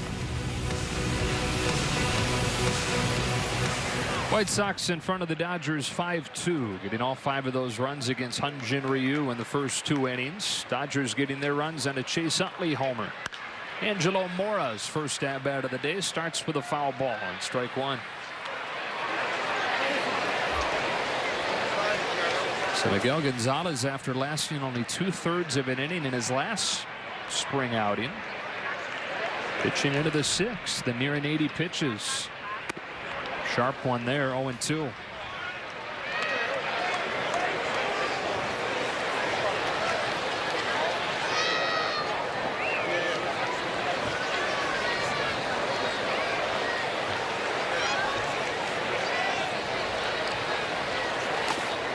Same pitch, this time Mora took it.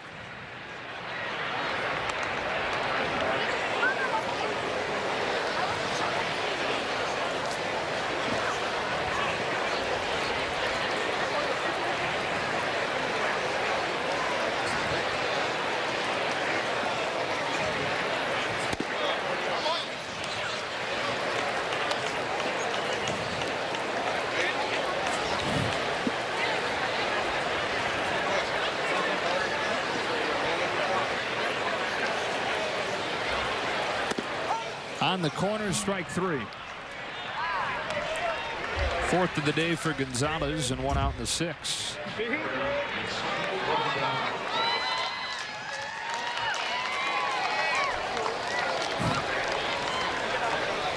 Yasmani Grandal has reached both times today with a single and a walk and came in to score on the Utley homer.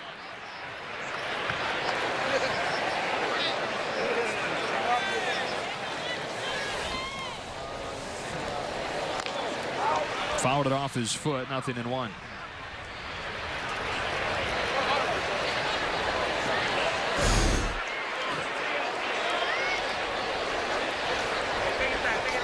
Oh.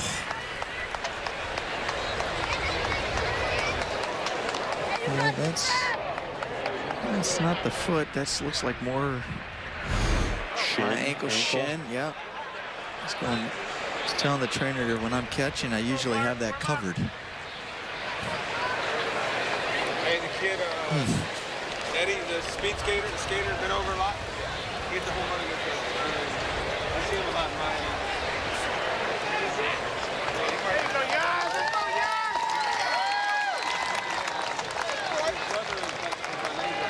Miami. Good to see Grandal stay in after a quick chat with the trainer, Nate Lucero. It's not going to feel better as the day goes on.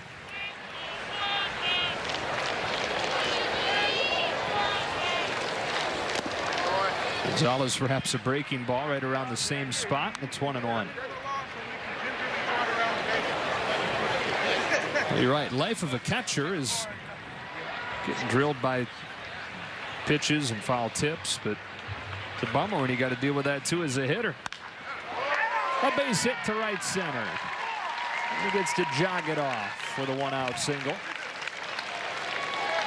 It's reached all 3 times now. That makes it feel a little bit better. Get a nice base hit. As you know, they were gonna try to come back in there with the next pitch as they did, and then he's able to get that one and drive it. But then as you're running, you're like, oh, you feel it. You're gonna feel that. And you see him pointing at it right now. You feel it going down to first base. And there have been times where Grandal has worn a shin guard right on that spot. It's interesting he doesn't have one right now. Wonder if that'll lead him to put it back on there. That does it for Miguel Gonzalez into the White Sox bullpen here in the 6th. There's still time to save at Nissan now. Don't miss big offers on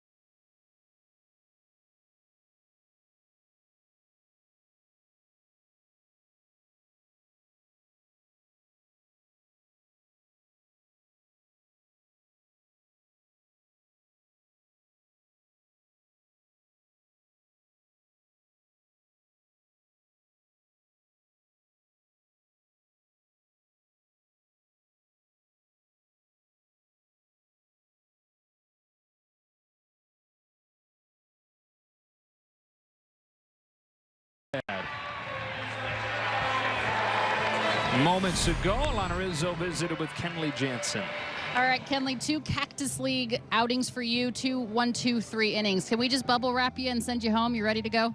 Yeah, I feel good. I feel great. Feel ready to go. I mean, just having fun. And stay loose. Make sure I'm ready for everything, work on my pitches, and another great outing. You say work on your pitches. I know we talked about it the other day, the cutter. I know you're continuing to work on that slider. When you take the hill, is there a particular pitch that you want to work on, or are you just kind of doing it based on whoever's at the plate? It's definitely working more on my two-seam and my slider. I mean, the fastball, we have the cut.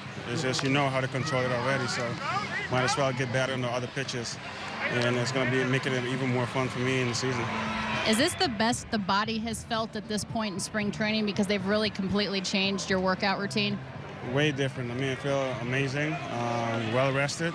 And like I say, I work hard in the weight room with Brandon and stick with that program. Make sure I build my arm strength up, make sure my legs are underneath me. And like I say, I don't have to go out there and worry about throwing hard. Just pitch and then get yourself a good inning. So far, so good. Thanks, Kenley. Yeah, thank you. All right, guys. Arm feels good, body feels good, hair looks good. Got the tight fade going on the side. He's got a lot working for him right now, and you can hear it in his voice. I mean, one thing, Kenley's honest. He'll tell you, like, I feel good, I don't feel good. It's a bad outing, and it's very nice to hear him say how good he's feeling and putting in all the hard work. And then a 2 on Hernandez. Breaking ball's fouled back. Narvaez gives it a look, but it's out of play. And he said to Alana that he's having fun. You can see that too. You can see and feel that when you listen to him talk.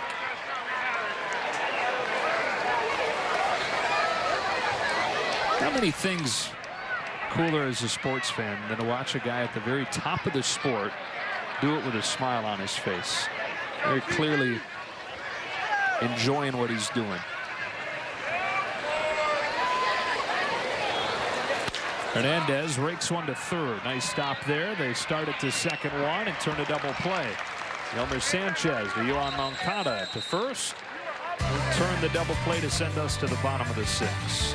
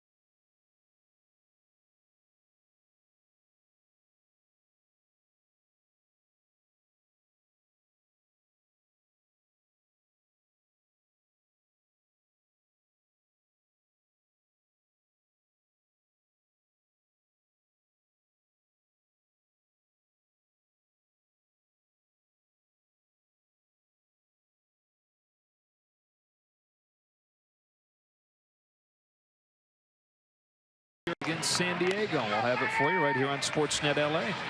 Well, there was some question whether he was going to play in the A game or the B game that the Dodgers are having, and his choice was to play in that A game.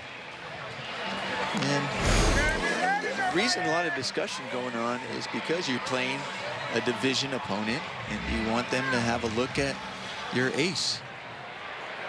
But on the flip side too, Kershaw might be saying, well, I get a chance to look at their hitters too. Right, works both ways. Here's Pedro Baez. You were telling a story today about a point in spring, one spring in Boston, where you were Your swing was feeling good enough where you could afford to kind of see some pitches, and did with John Smoltz. Yeah, there was one with John Smoltz and at spring training. And they ended up going to the plate. I think I saw like 4 or 5 pitches. First of all, it's unheard of when I go to the plate, let alone that I didn't swing at any of them and struck out and came to the plate. Yeah. My coach goes, "Are you okay? You feeling all right?" I'm like, "Yeah, why?" "Well, not like you to strike out looking, let alone not swing." And I go, "Oh, well, I had never seen him, and I know we're going to play them later on this year, so I just wanted to see what his pitches did." And did you learn? And no, it didn't help, but anyway, but it was just good that I tried that. Yeah. No, I'm kidding.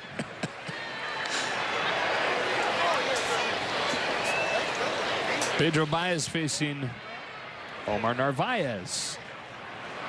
Starting the 6th. Here comes a 1-1. 2-1. And on the flip side, there are pitchers, and such as a guy like John Smoltz, very intelligent pitchers that they know too when they're facing the team where they're going to face some. They're not going to show all of their pitches to certain batters over the course of that at bat.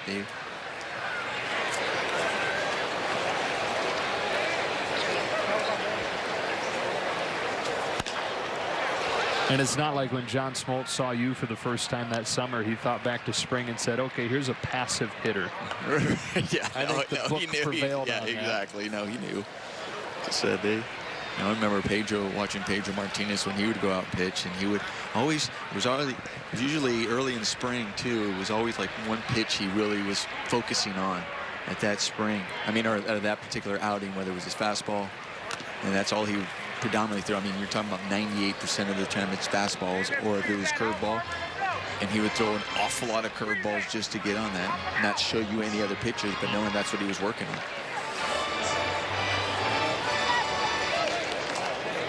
Pedro Baez, one of those guys the Dodgers would like to see take hold of a high leverage spot. A 2-2. And a liner to second, caught by Peter. You know, the Dodgers were really looking at Tom Kohler as somebody who could at least enter in the year, handle one of those high leverage spots, maybe the high leverage spot early on. But Kohler lost for the first part of the season with his shoulder injury. No strong timetable on a return, but it won't be quickly. And so at this point, kind of just letting it play out. It's Kenley Jansen, and it's everybody else. Adam Engel takes the ball. A lot are saying who's going to replace Brandon Morrow in that bullpen, but let's not forget Brandon Morrow last year didn't start with the Dodgers, and there wasn't really. It was just kind of a bullpen by committee, other than Kenley obviously in the back end, but that bullpen by committee in high leverage situations that Dave Roberts did an excellent job just managing. It wasn't that go-to guy in the 8th. That's a hot shot into center, and Engel with a base hit. Yeah, it wasn't until later in the season that it was Morrow. It was really that guy that was that bridge to get that ball to Kenley Jansen. But other than that, there was no one guy. And he came up at the end of May, beginning of June, but he evolved into the guy that everybody's talking about being difficult to replace as that year went on. Here's Moncada.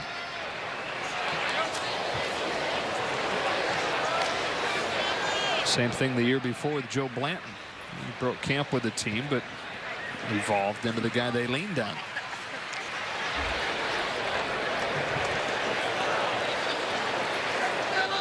Runner takes off. Baez calmly steps off and delivers a strike to the shortstop Robinson to get Engel. To balk. Yeah. I think they're. What are they calling? He does.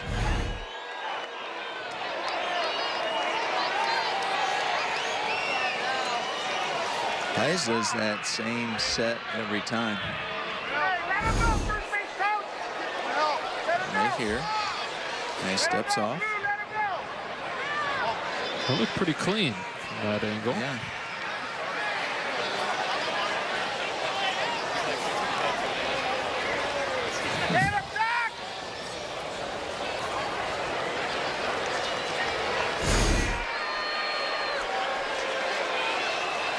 usually, so during the season, if you get a balk, you can't go out there and argue a balk. But spring training, that's right. All bets are off. So here, that's like textbook. oh. Well, I'm wondering if they're saying, was he set like before when his hands together? But it's not like that's paid. He's doing that every time. It's,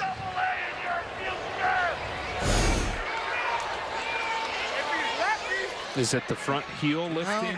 even that. No, because the heel lifting is like you stepping to come together. Right, part of his settling into his set.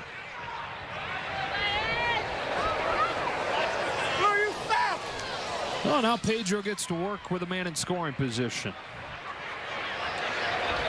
Against the dangerous Moncada, who's in front of an off-speed strike one.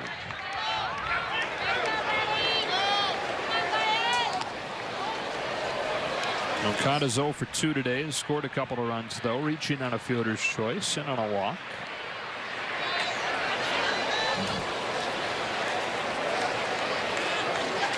It's interesting. Watch Pedro Baez right here when he comes together. See the hand there? See, like almost that's the set. Now he's going to lift his hands again.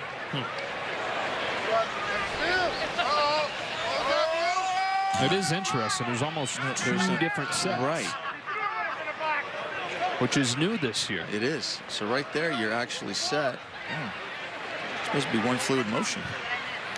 And I wonder if that's what they called. If the here's the block. Let's see if he's already set. If they're calling that a set right here. Watch there. Boom. Does he stop? See, he takes a deep breath. Now moves his hands up. I bet you that's what they're calling as the balk. Yeah, and you can see where there's going to be some gray area to that, that's some issues. Yeah. See, that's what I'm saying. That's what it is. He's double setting. Yep. And this is a different look for Pedro Baez. It's not like this is a new rule or anything. This has been in the book for baseball eternity. This is a different kind of set. Come together. There's a set. He's stopping. Not only is he stopping, he's taking a deep breath. He's taking a breath, say, okay, I'm set. Dave Roberts out there arguing again, and Alana, you have been within earshot of these arguments. Well, guys, Dave Roberts' biggest argument with umpire Jordan Baker is that Pedro Baez has been doing this all spring. He's frustrated that the fact that he's in this outing right now and has had 2 balks called against him hasn't been the same type of calls he's been getting in all of his previous outings this spring. So that's what Dave is taking exception to. Yeah, so, I mean, that makes sense, too, right? If Pedro's been doing this in games and gotten away with it, why would you change it? But you nailed it, Nomar. You come set once, your next move has to be to the plate. It can't include another set. So, okay, you think pause here. There's the pause. With the breath. Now I'm going to pause again. That next move, when he lifts the glove up, so that when you finish with a pitch to the exactly. plate. Then he's going to set again.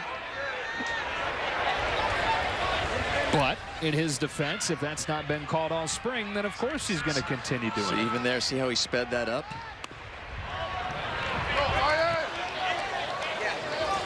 We'll see if he continues right now. As he's coming to that first time when he brings his hands together, it's really, you can't pause there. You got to just keep them. If you're coming close, then bring them up, and that's where the pause. See there, boom. That time there was no stopping to it.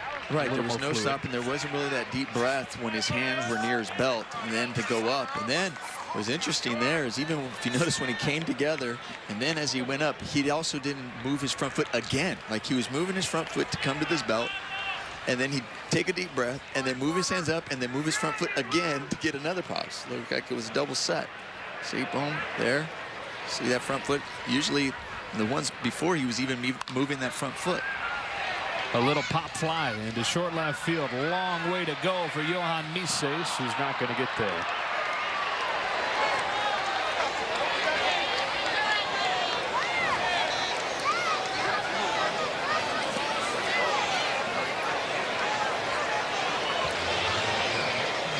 Here you are in the 17th of March. We talked about halfway through the games of spring training here. Just a little over half. And that's something that Pedro Baez now is going to have to address, something else to think about. Because what he was doing before, which we talked about, is new. The way he was setting up, a little bit different this year than last year, that he's going to now have to make sure and keep in the back of his head. It's a tough juncture of spring to learn that, right? It is. And also all the other stuff that he's possibly been working on. And right now we've actually, I mean, I think we've kind of seen it. It's kind of lost the strike zone a little bit since those 2 balks. Infield in. Here's a 3-2, and Moncada offers. Baez able to focus in and strike out Moncada for out number 2.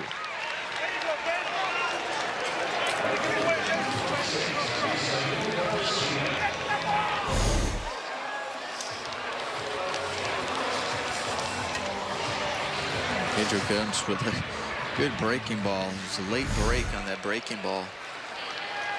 Started off, looked like a fastball, and just dropped out of zone, and Moncada couldn't hold up. Aviseo Garcia, 2 doubles and a single today, and is 3 times up there. Batting with Engel at third and 2 out. Pedro Baez trying to put up a 0 despite some adversity in this inning. Hard hit, but right at the third baseman Mora, who juggles and recovers and throws to get him. But Baez certainly learning something in that inning. It'll be interesting to see how that plays out over the rest of spring and into the early stages of the regular season.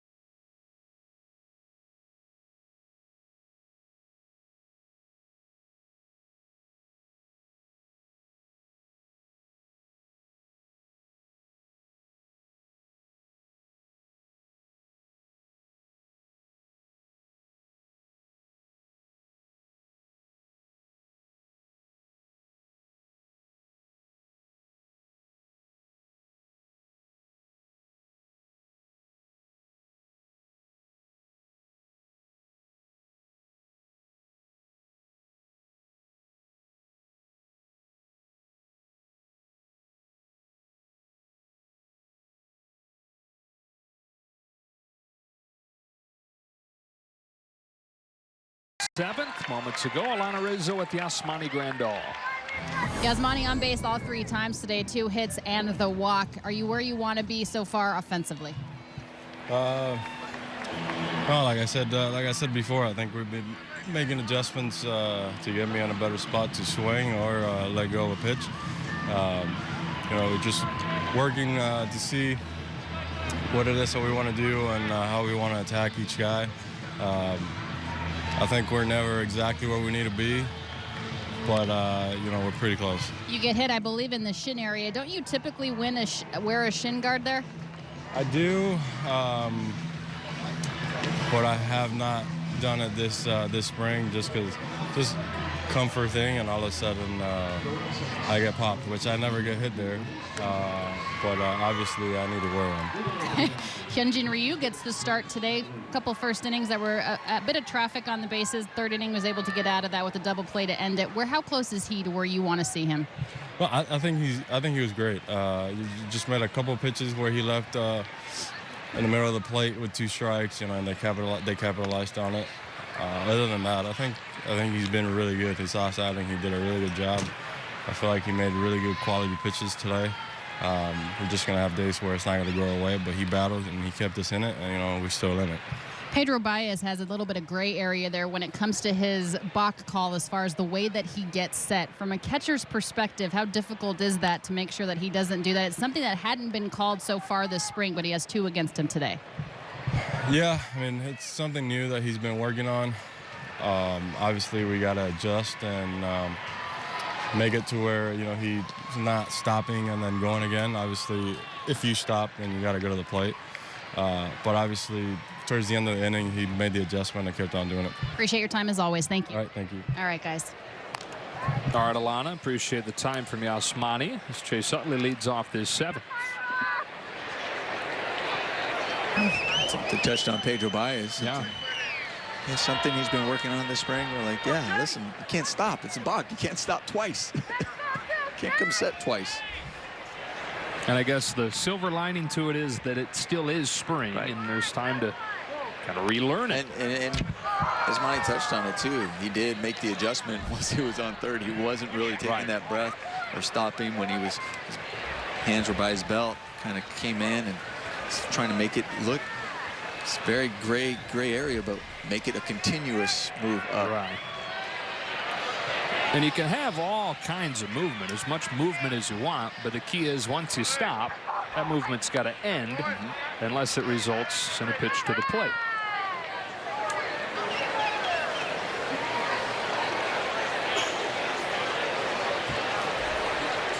Two balls, 2 strikes on Chase Utley, who's contributed the 2 runs today with his first home run of the spring.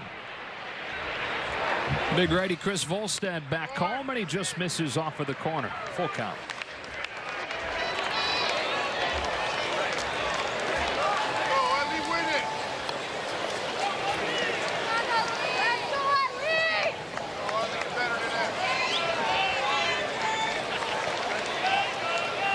The payoff.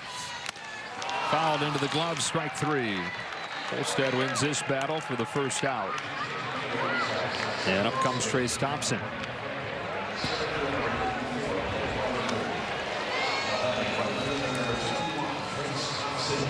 Sellout today. 13,199, as they frequently are when it's the 2 teams that share this facility, Dodgers and White Sox. Although it is not a 50-50 split in Dodger White Sox fans. Very pro-Dodger crowd. You know, it's technically a White Sox home game today. Strike 1. It's just a beautiful day too to come out, watch a game, because it's not really hot at all. Sun's out.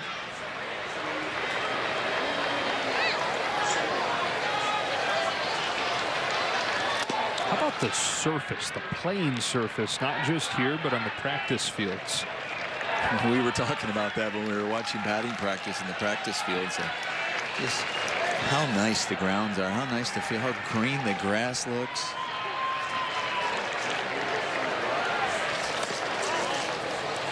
Walking out there today, I was telling you earlier ago, this is what I miss. Just you kind of look out here and you're about to go stretch, play catch, go take ground balls. Just being out there during batting practice in such a beautiful facility, beautiful grounds. They do a great job here.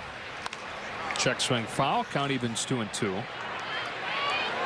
Yeah, not too many more All-American things than a freshly manicured infield, undisturbed, yet to be taken.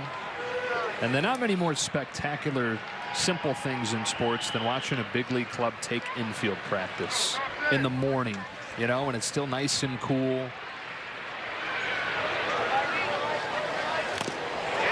Two out.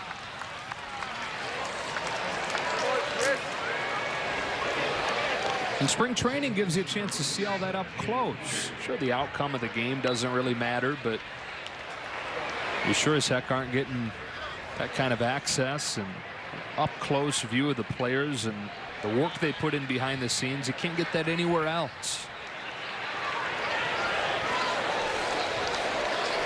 2 up and 2 down, and Jake Peter, who is 0 for 2 today, takes the ball. That's what I think. I liked spring training from that fact.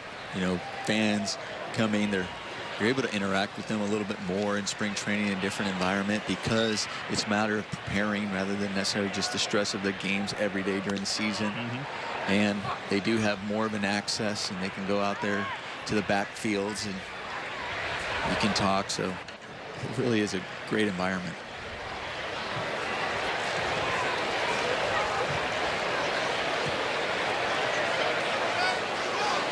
Holstead deals 2-0, and Peter bangs it to short.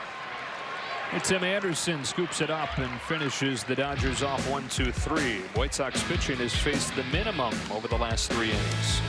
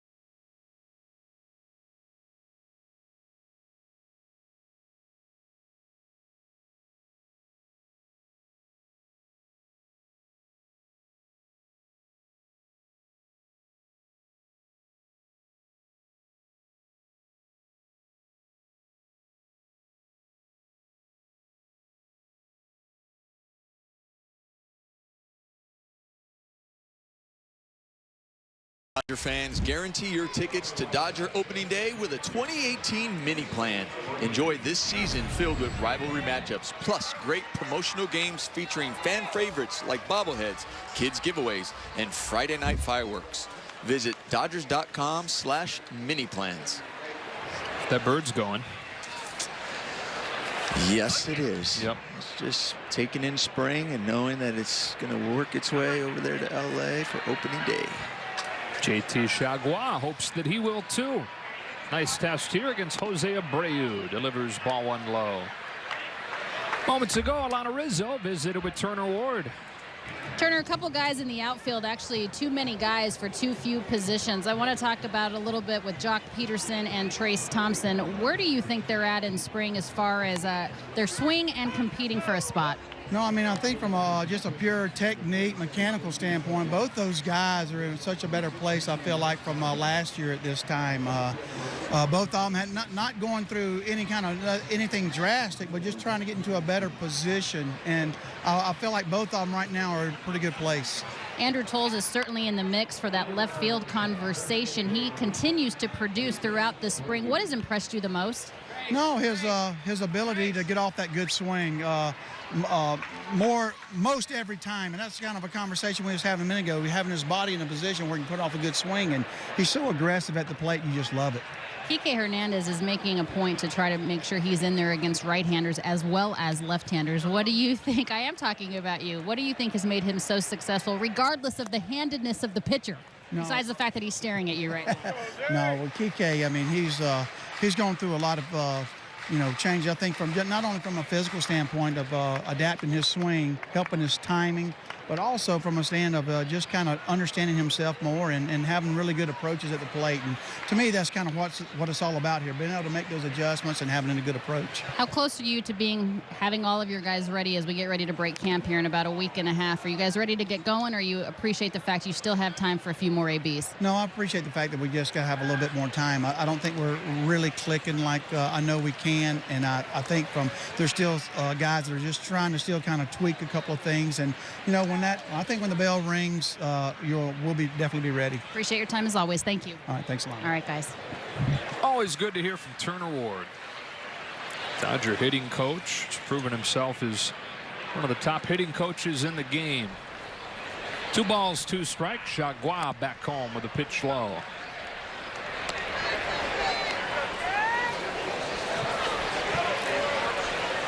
Abreu 1 for 2. He's singled. He's walked. He's knocked in a pair.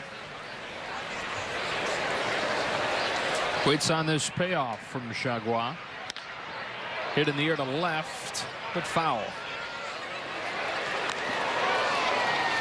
You know, at the big league level, it's as much about coaching swings and coaching hitting. Like, that's part of it. But for hitting coaches, so much of it is bedside manner at this level. And Turner Ward has as good a bedside manner as anybody. Well, you go from mechanical fixes to psychologists really quick, and having to deal with the mental side so much when it comes to hitting, and you get that rapport, and you want that confidence at what you're telling them. And so as a hitting coach, you're going out there and you're working in the back cage, you're putting in all the work, and then you're hoping that when the game starts, when they get in, that they have success so they can get that belief. And you're hoping as a hitting coach that they have the success in a sport where you usually fail. Exactly. Talking with Kike right now. Turner played parts of 12 seasons in the majors, 6 different teams. After the Abreu walk, Davidson takes a strike.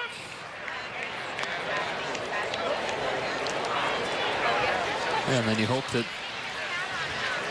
they're able to overcome that failure enough to trust you in what you're teaching them. I think Turner Ward and Yasiel Puig would both talk about that trust being a key thing last year in Puig's growth. Abreu takes off. Farmer's throw to second. Wasn't in time, but Abreu overslid the bag. And Zach McKinstry kept the tag on for the first out.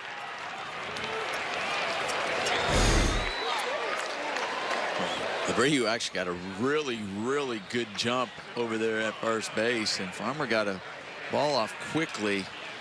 Good job holding that ball on there and recognizing him slipping off, not just assuming anything because he had such a good jump and slid in there easily. Sharp slider, but Davidson, nope, didn't lay off. He's gone. Chagua with a strikeout.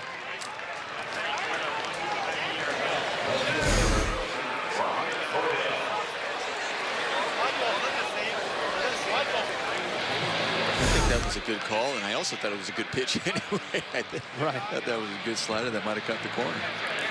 Well, when JT Chagua showed up a few weeks ago after he was cut loose by the Twins, signed immediately by the Dodgers. He had long hair. Ryan Cordell looks at a strike, and his name's a little bit difficult to pronounce, Chagua, even though it's spelled nothing like that. So before Dave Roberts had even met him, he had nicknamed him Shaggy. He's got the clean cut now, but the nickname's still there because the name is still there. C-H-A-R-G-O-I-S, Chagua.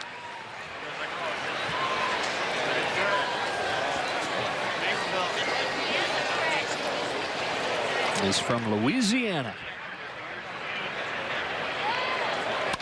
Cordell smacks it back to him. JT Chagua with a scoreless 7th, and Dodger pitching has put up 5 zeros in a row to give the offense a chance in the late innings. It's Ram.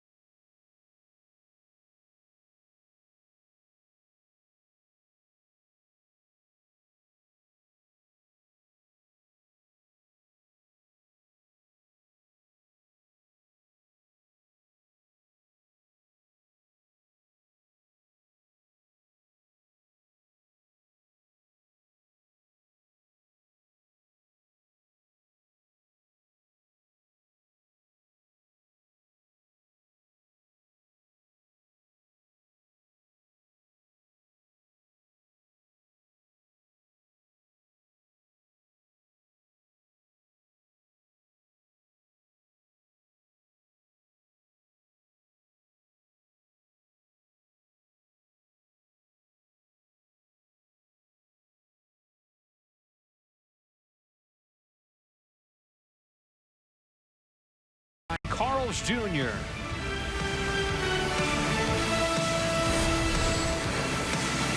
Back in Arizona, where Nate Jones gets ready to pitch the 8th inning for the White Sox. They lead the Dodgers 5-2, hitting all 5 runs against Hyun-Jin Ryu over the first 2 innings. And the Dodgers getting their 2 runs on Chase Utley's home run in the 4th. First at bat of the day for Alex Verdugo, having as good of a spring training as anybody. And entered camp at a disadvantage for that left field battle, just with his lack of experience. But boy, if it was completely merit based, then he would have as good of a shot as anyone to break camp with the team. But there are veterans who deserve an added look. Matter of time, though, before Alex Verdugo's an everyday big leaguer. And that's what they're pleased about. They're watching his progression. And it also helps him, especially being in camp this long, being around these guys, these veteran players. And I know he was in camp last year, but always having that, you get called up in September, and then you're back at big league camp with these guys, working with them. It's all making an impression, and you're learning constantly. I think he's another one of those guys. If he doesn't break camp on the big league roster, that if anything were to happen, it's probably one of the first ones on their radar. It's only 21 years old still. At AAA last year, as a 21-year-old, he hit .314. He had more walks than strikeouts at the AAA level, having just turned 21. A 2-2 from Nate Jones. We'll find out in a moment.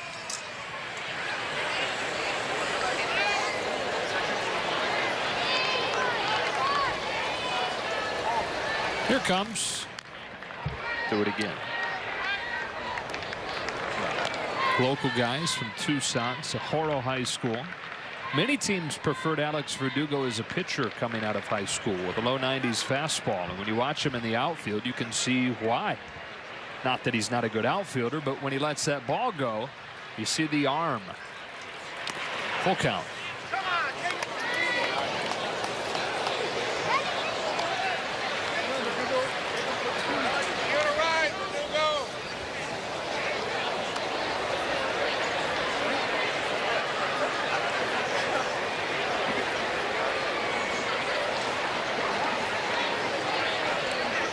Two in the 8th. Alex Verdugo leading off. And popping it foul. We'll live to see another one.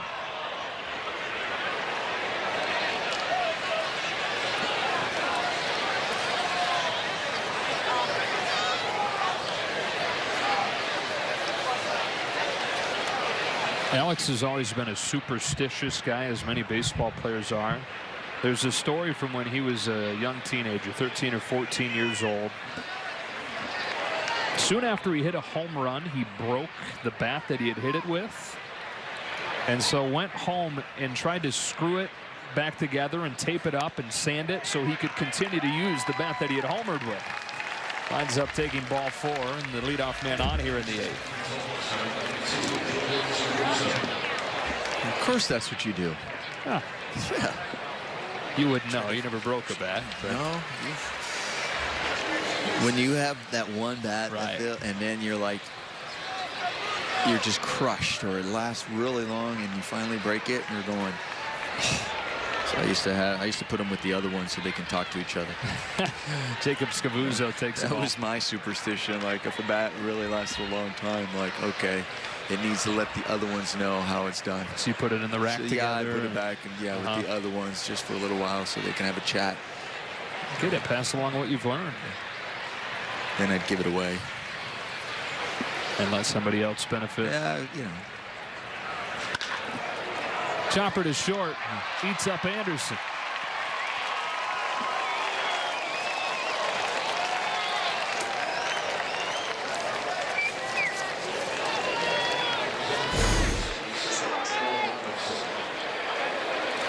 This is one, as an infielder, you step forward and then you recognize the big hop and you're like, uh-oh, And as a fan, as you're looking back home, you know, here with the late innings is spring training too.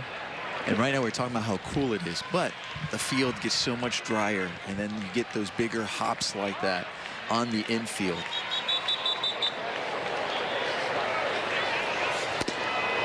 Strike one on Errol Robinson.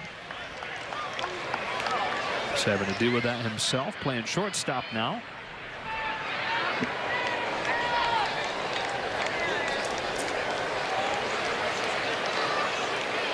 Jones with that unique delivery. Coxon fires and misses. 1-1.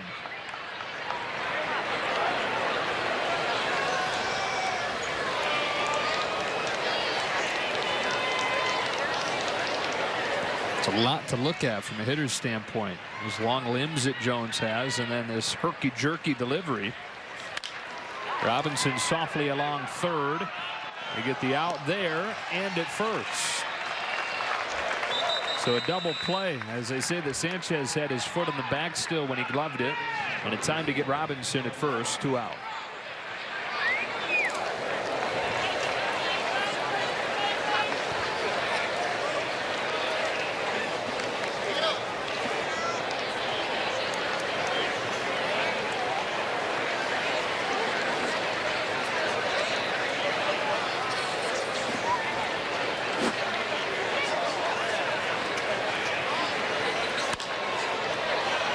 Angelo Mora. Strike 3 called his first time up. And for Justin Turner, went 1 for 2 today.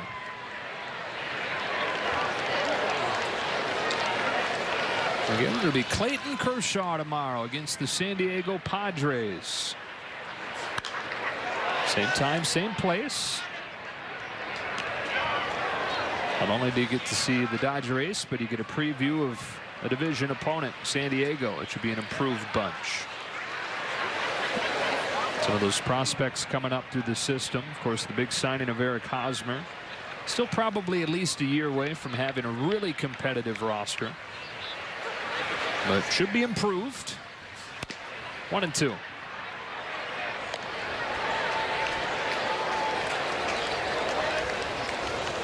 Tough thing for San Diego is it's still pretty clearly they're the 5th best out of the 5 teams in the division in a deep National League West.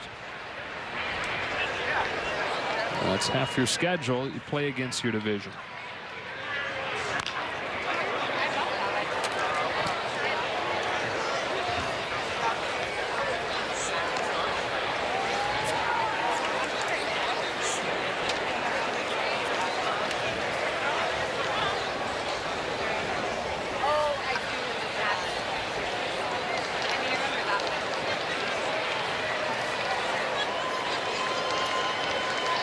Scavuzzo at second with 2 out. 5-2 game in the 8th inning. All the scoring coming early in this one.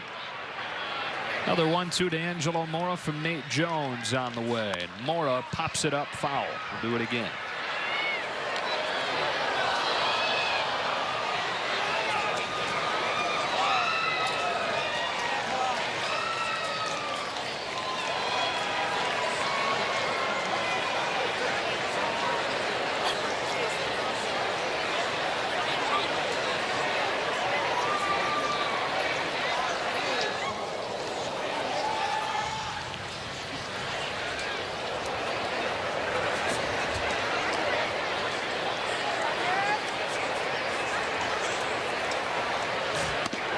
Strike 3 caught on Mora, and the Dodgers done in the 8th. To the bottom half we go on a nice afternoon in Glendale. It's 5-2 Chicago.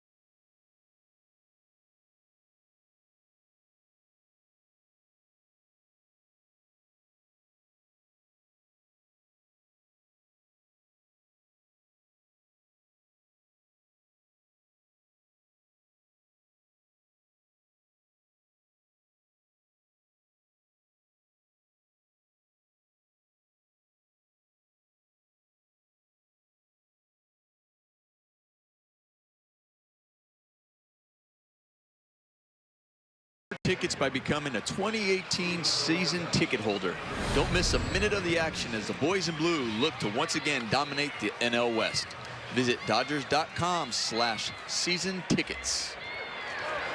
Joe, Nomar, and Alana for the bottom of the 8th inning here at Camelback Ranch. And Scott Alexander, one of the only new guys on this Dodger big league roster, will handle this inning against Tim Anderson, the bottom part of the White Sox order. Heavy sinker baller over from Kansas City. And throws that pitch to get strike one on Anderson. The Dodgers are looking forward to having as part of that pen, filling a kind of a specialty role, a ground ball pitcher from the left side.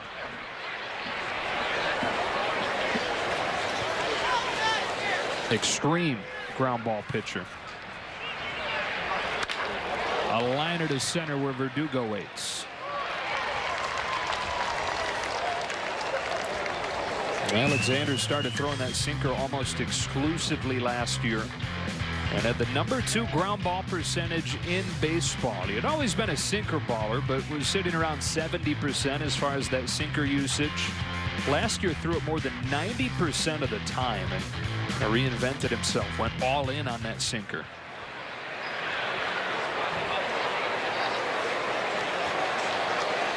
Gomer Sanchez looks at a strike. Sanchez and these White Sox familiar with him, having played in the same division.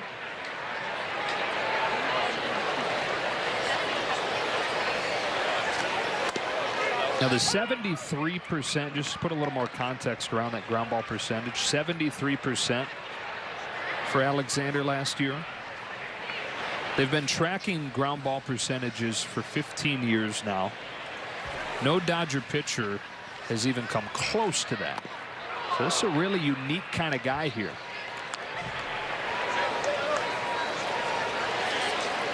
I think it'll be interesting to see how Dave Roberts uses them throughout the year.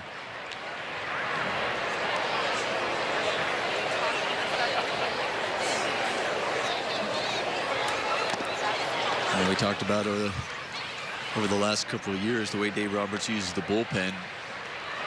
And for him, the high leverage situations are not always in that, say, 8th inning to get to Kenley. You know, he can find himself in the 5th or 6th where you're coming in the middle of that lineup, recognizing at the point of the game. And he'll put different guys in there that he believes and can trust or feels that's an integral part of the game. And then later on, those guys may be developed into that guy who bridges the gap to Kenley Jansen late in the games. And that's kind of become more the norm across baseball. Coming inside with the 2-2, and Sanchez rounds it third. That's what Alexander does. Or throws him out. And then also knowing, like you said, the ground ball, it's there at that time where maybe there's that leadoff single. And he comes in because you're looking for that ground ball for the potential double play.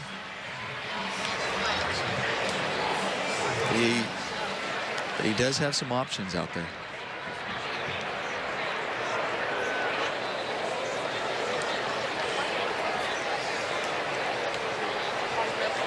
Pitching dominated game since the early innings. Looked like it may be a long day with a lot of offense. White Sox getting 5 runs over the first 2. Dodgers getting the 2 in the 4th. But all zeros since then. And in fact, since the 4th inning, just 1 hit on each side.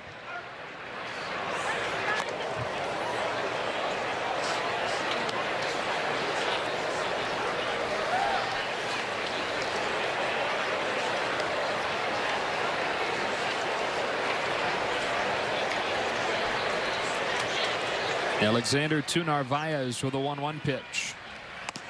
2-1.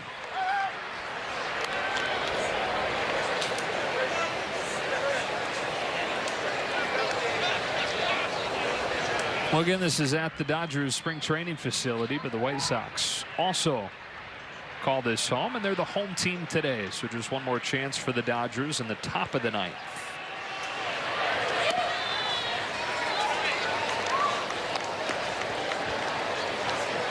Dodgers facilities beyond the left field wall. White Sox facility beyond the right field wall. Glendale, which is west of downtown Phoenix. A 2-out walk issued to Narvaez. If you're looking at making a trip from Los Angeles, it's significantly closer than, say, Scottsdale. You know, you're 45 minutes closer than if you're going to the east side of town.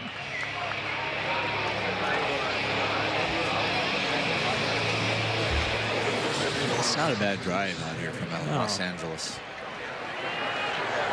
Although for much of it, you sit there and think, wait a minute, are my tires actually spinning? Have I been in the same exact spot for the last 3 hours? No, it just all kind of looks the same for a while there. And make sure you don't think, oh, you know, don't worry about that gas station. I'll get the next one. The next one, yeah. No. 0-1 on Blake Rutherford. 0-2.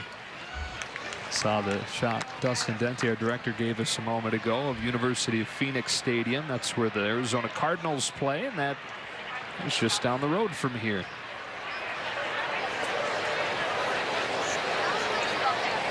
The 0-2. Home of the Coyotes is right there as well.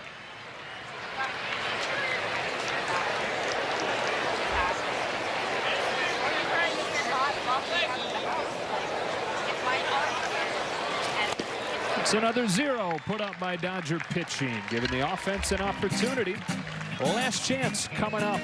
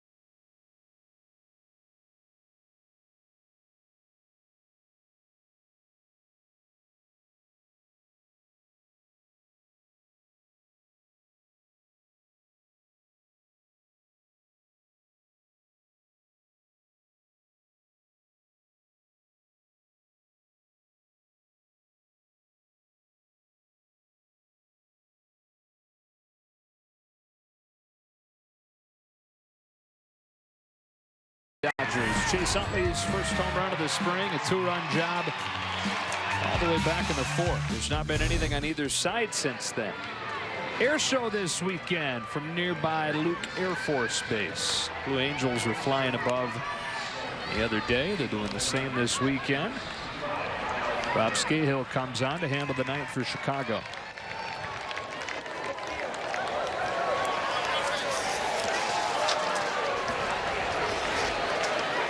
Scahill will face off with the red-hot Kyle Farmer. First at bat of the day for Kyle, who's continued to rake this spring. One of the more consistently good hitters in this camp for the Dodgers. Looks at a tailing fastball, and there's strike 1. The question will be, do the Dodgers want to carry a third catcher to start the year, or do they want Kyle to get everyday reps as a catcher, which he wouldn't get at this point in the majors with Grandal and Barnes? Now they did 2. He's certainly done everything in his power to make that at least a conversation, and the fact that he can do more than just catch certainly extends that conversation.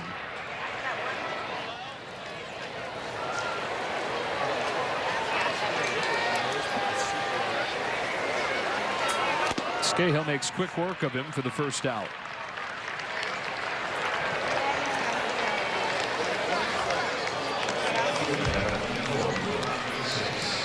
Johan Mises for the first time today.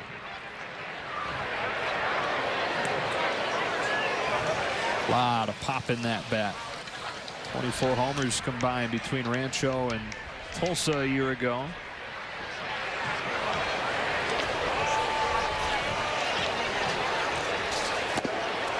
So Kershaw for the Dodgers tomorrow. Tyson Ross is back in San Diego after a year in Texas, and Tyson Ross will counter for the Padres.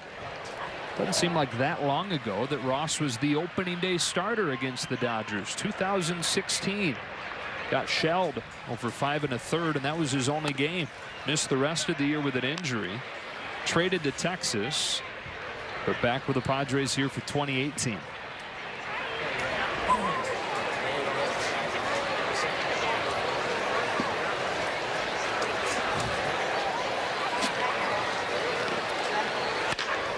Mises sneaks one through for a base hit.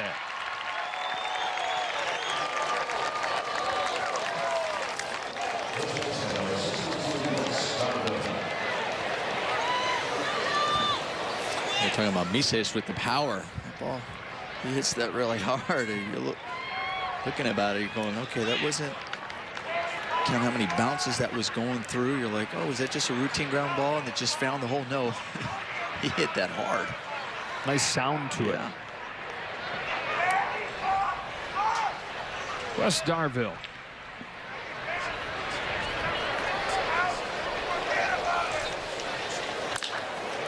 On the ground to second. They get one there and turn a double play to finish things off. So the White Sox take this one by a final score of 5-2. The Chase Utley home run. Only bright spot for the Dodgers other than another beautiful day at Camelback Ranch and a day closer to opening day. Join us tomorrow on Sportsnet LA as Clayton Kershaw faces Tyson Ross. Dodgers and Padres at 1. For Nomar, Alana, and the rest of our crew, Joe Davis saying so long from Glendale. Hope you have a great St. Patty's Day night. Be responsible, be safe. We'll talk to you tomorrow.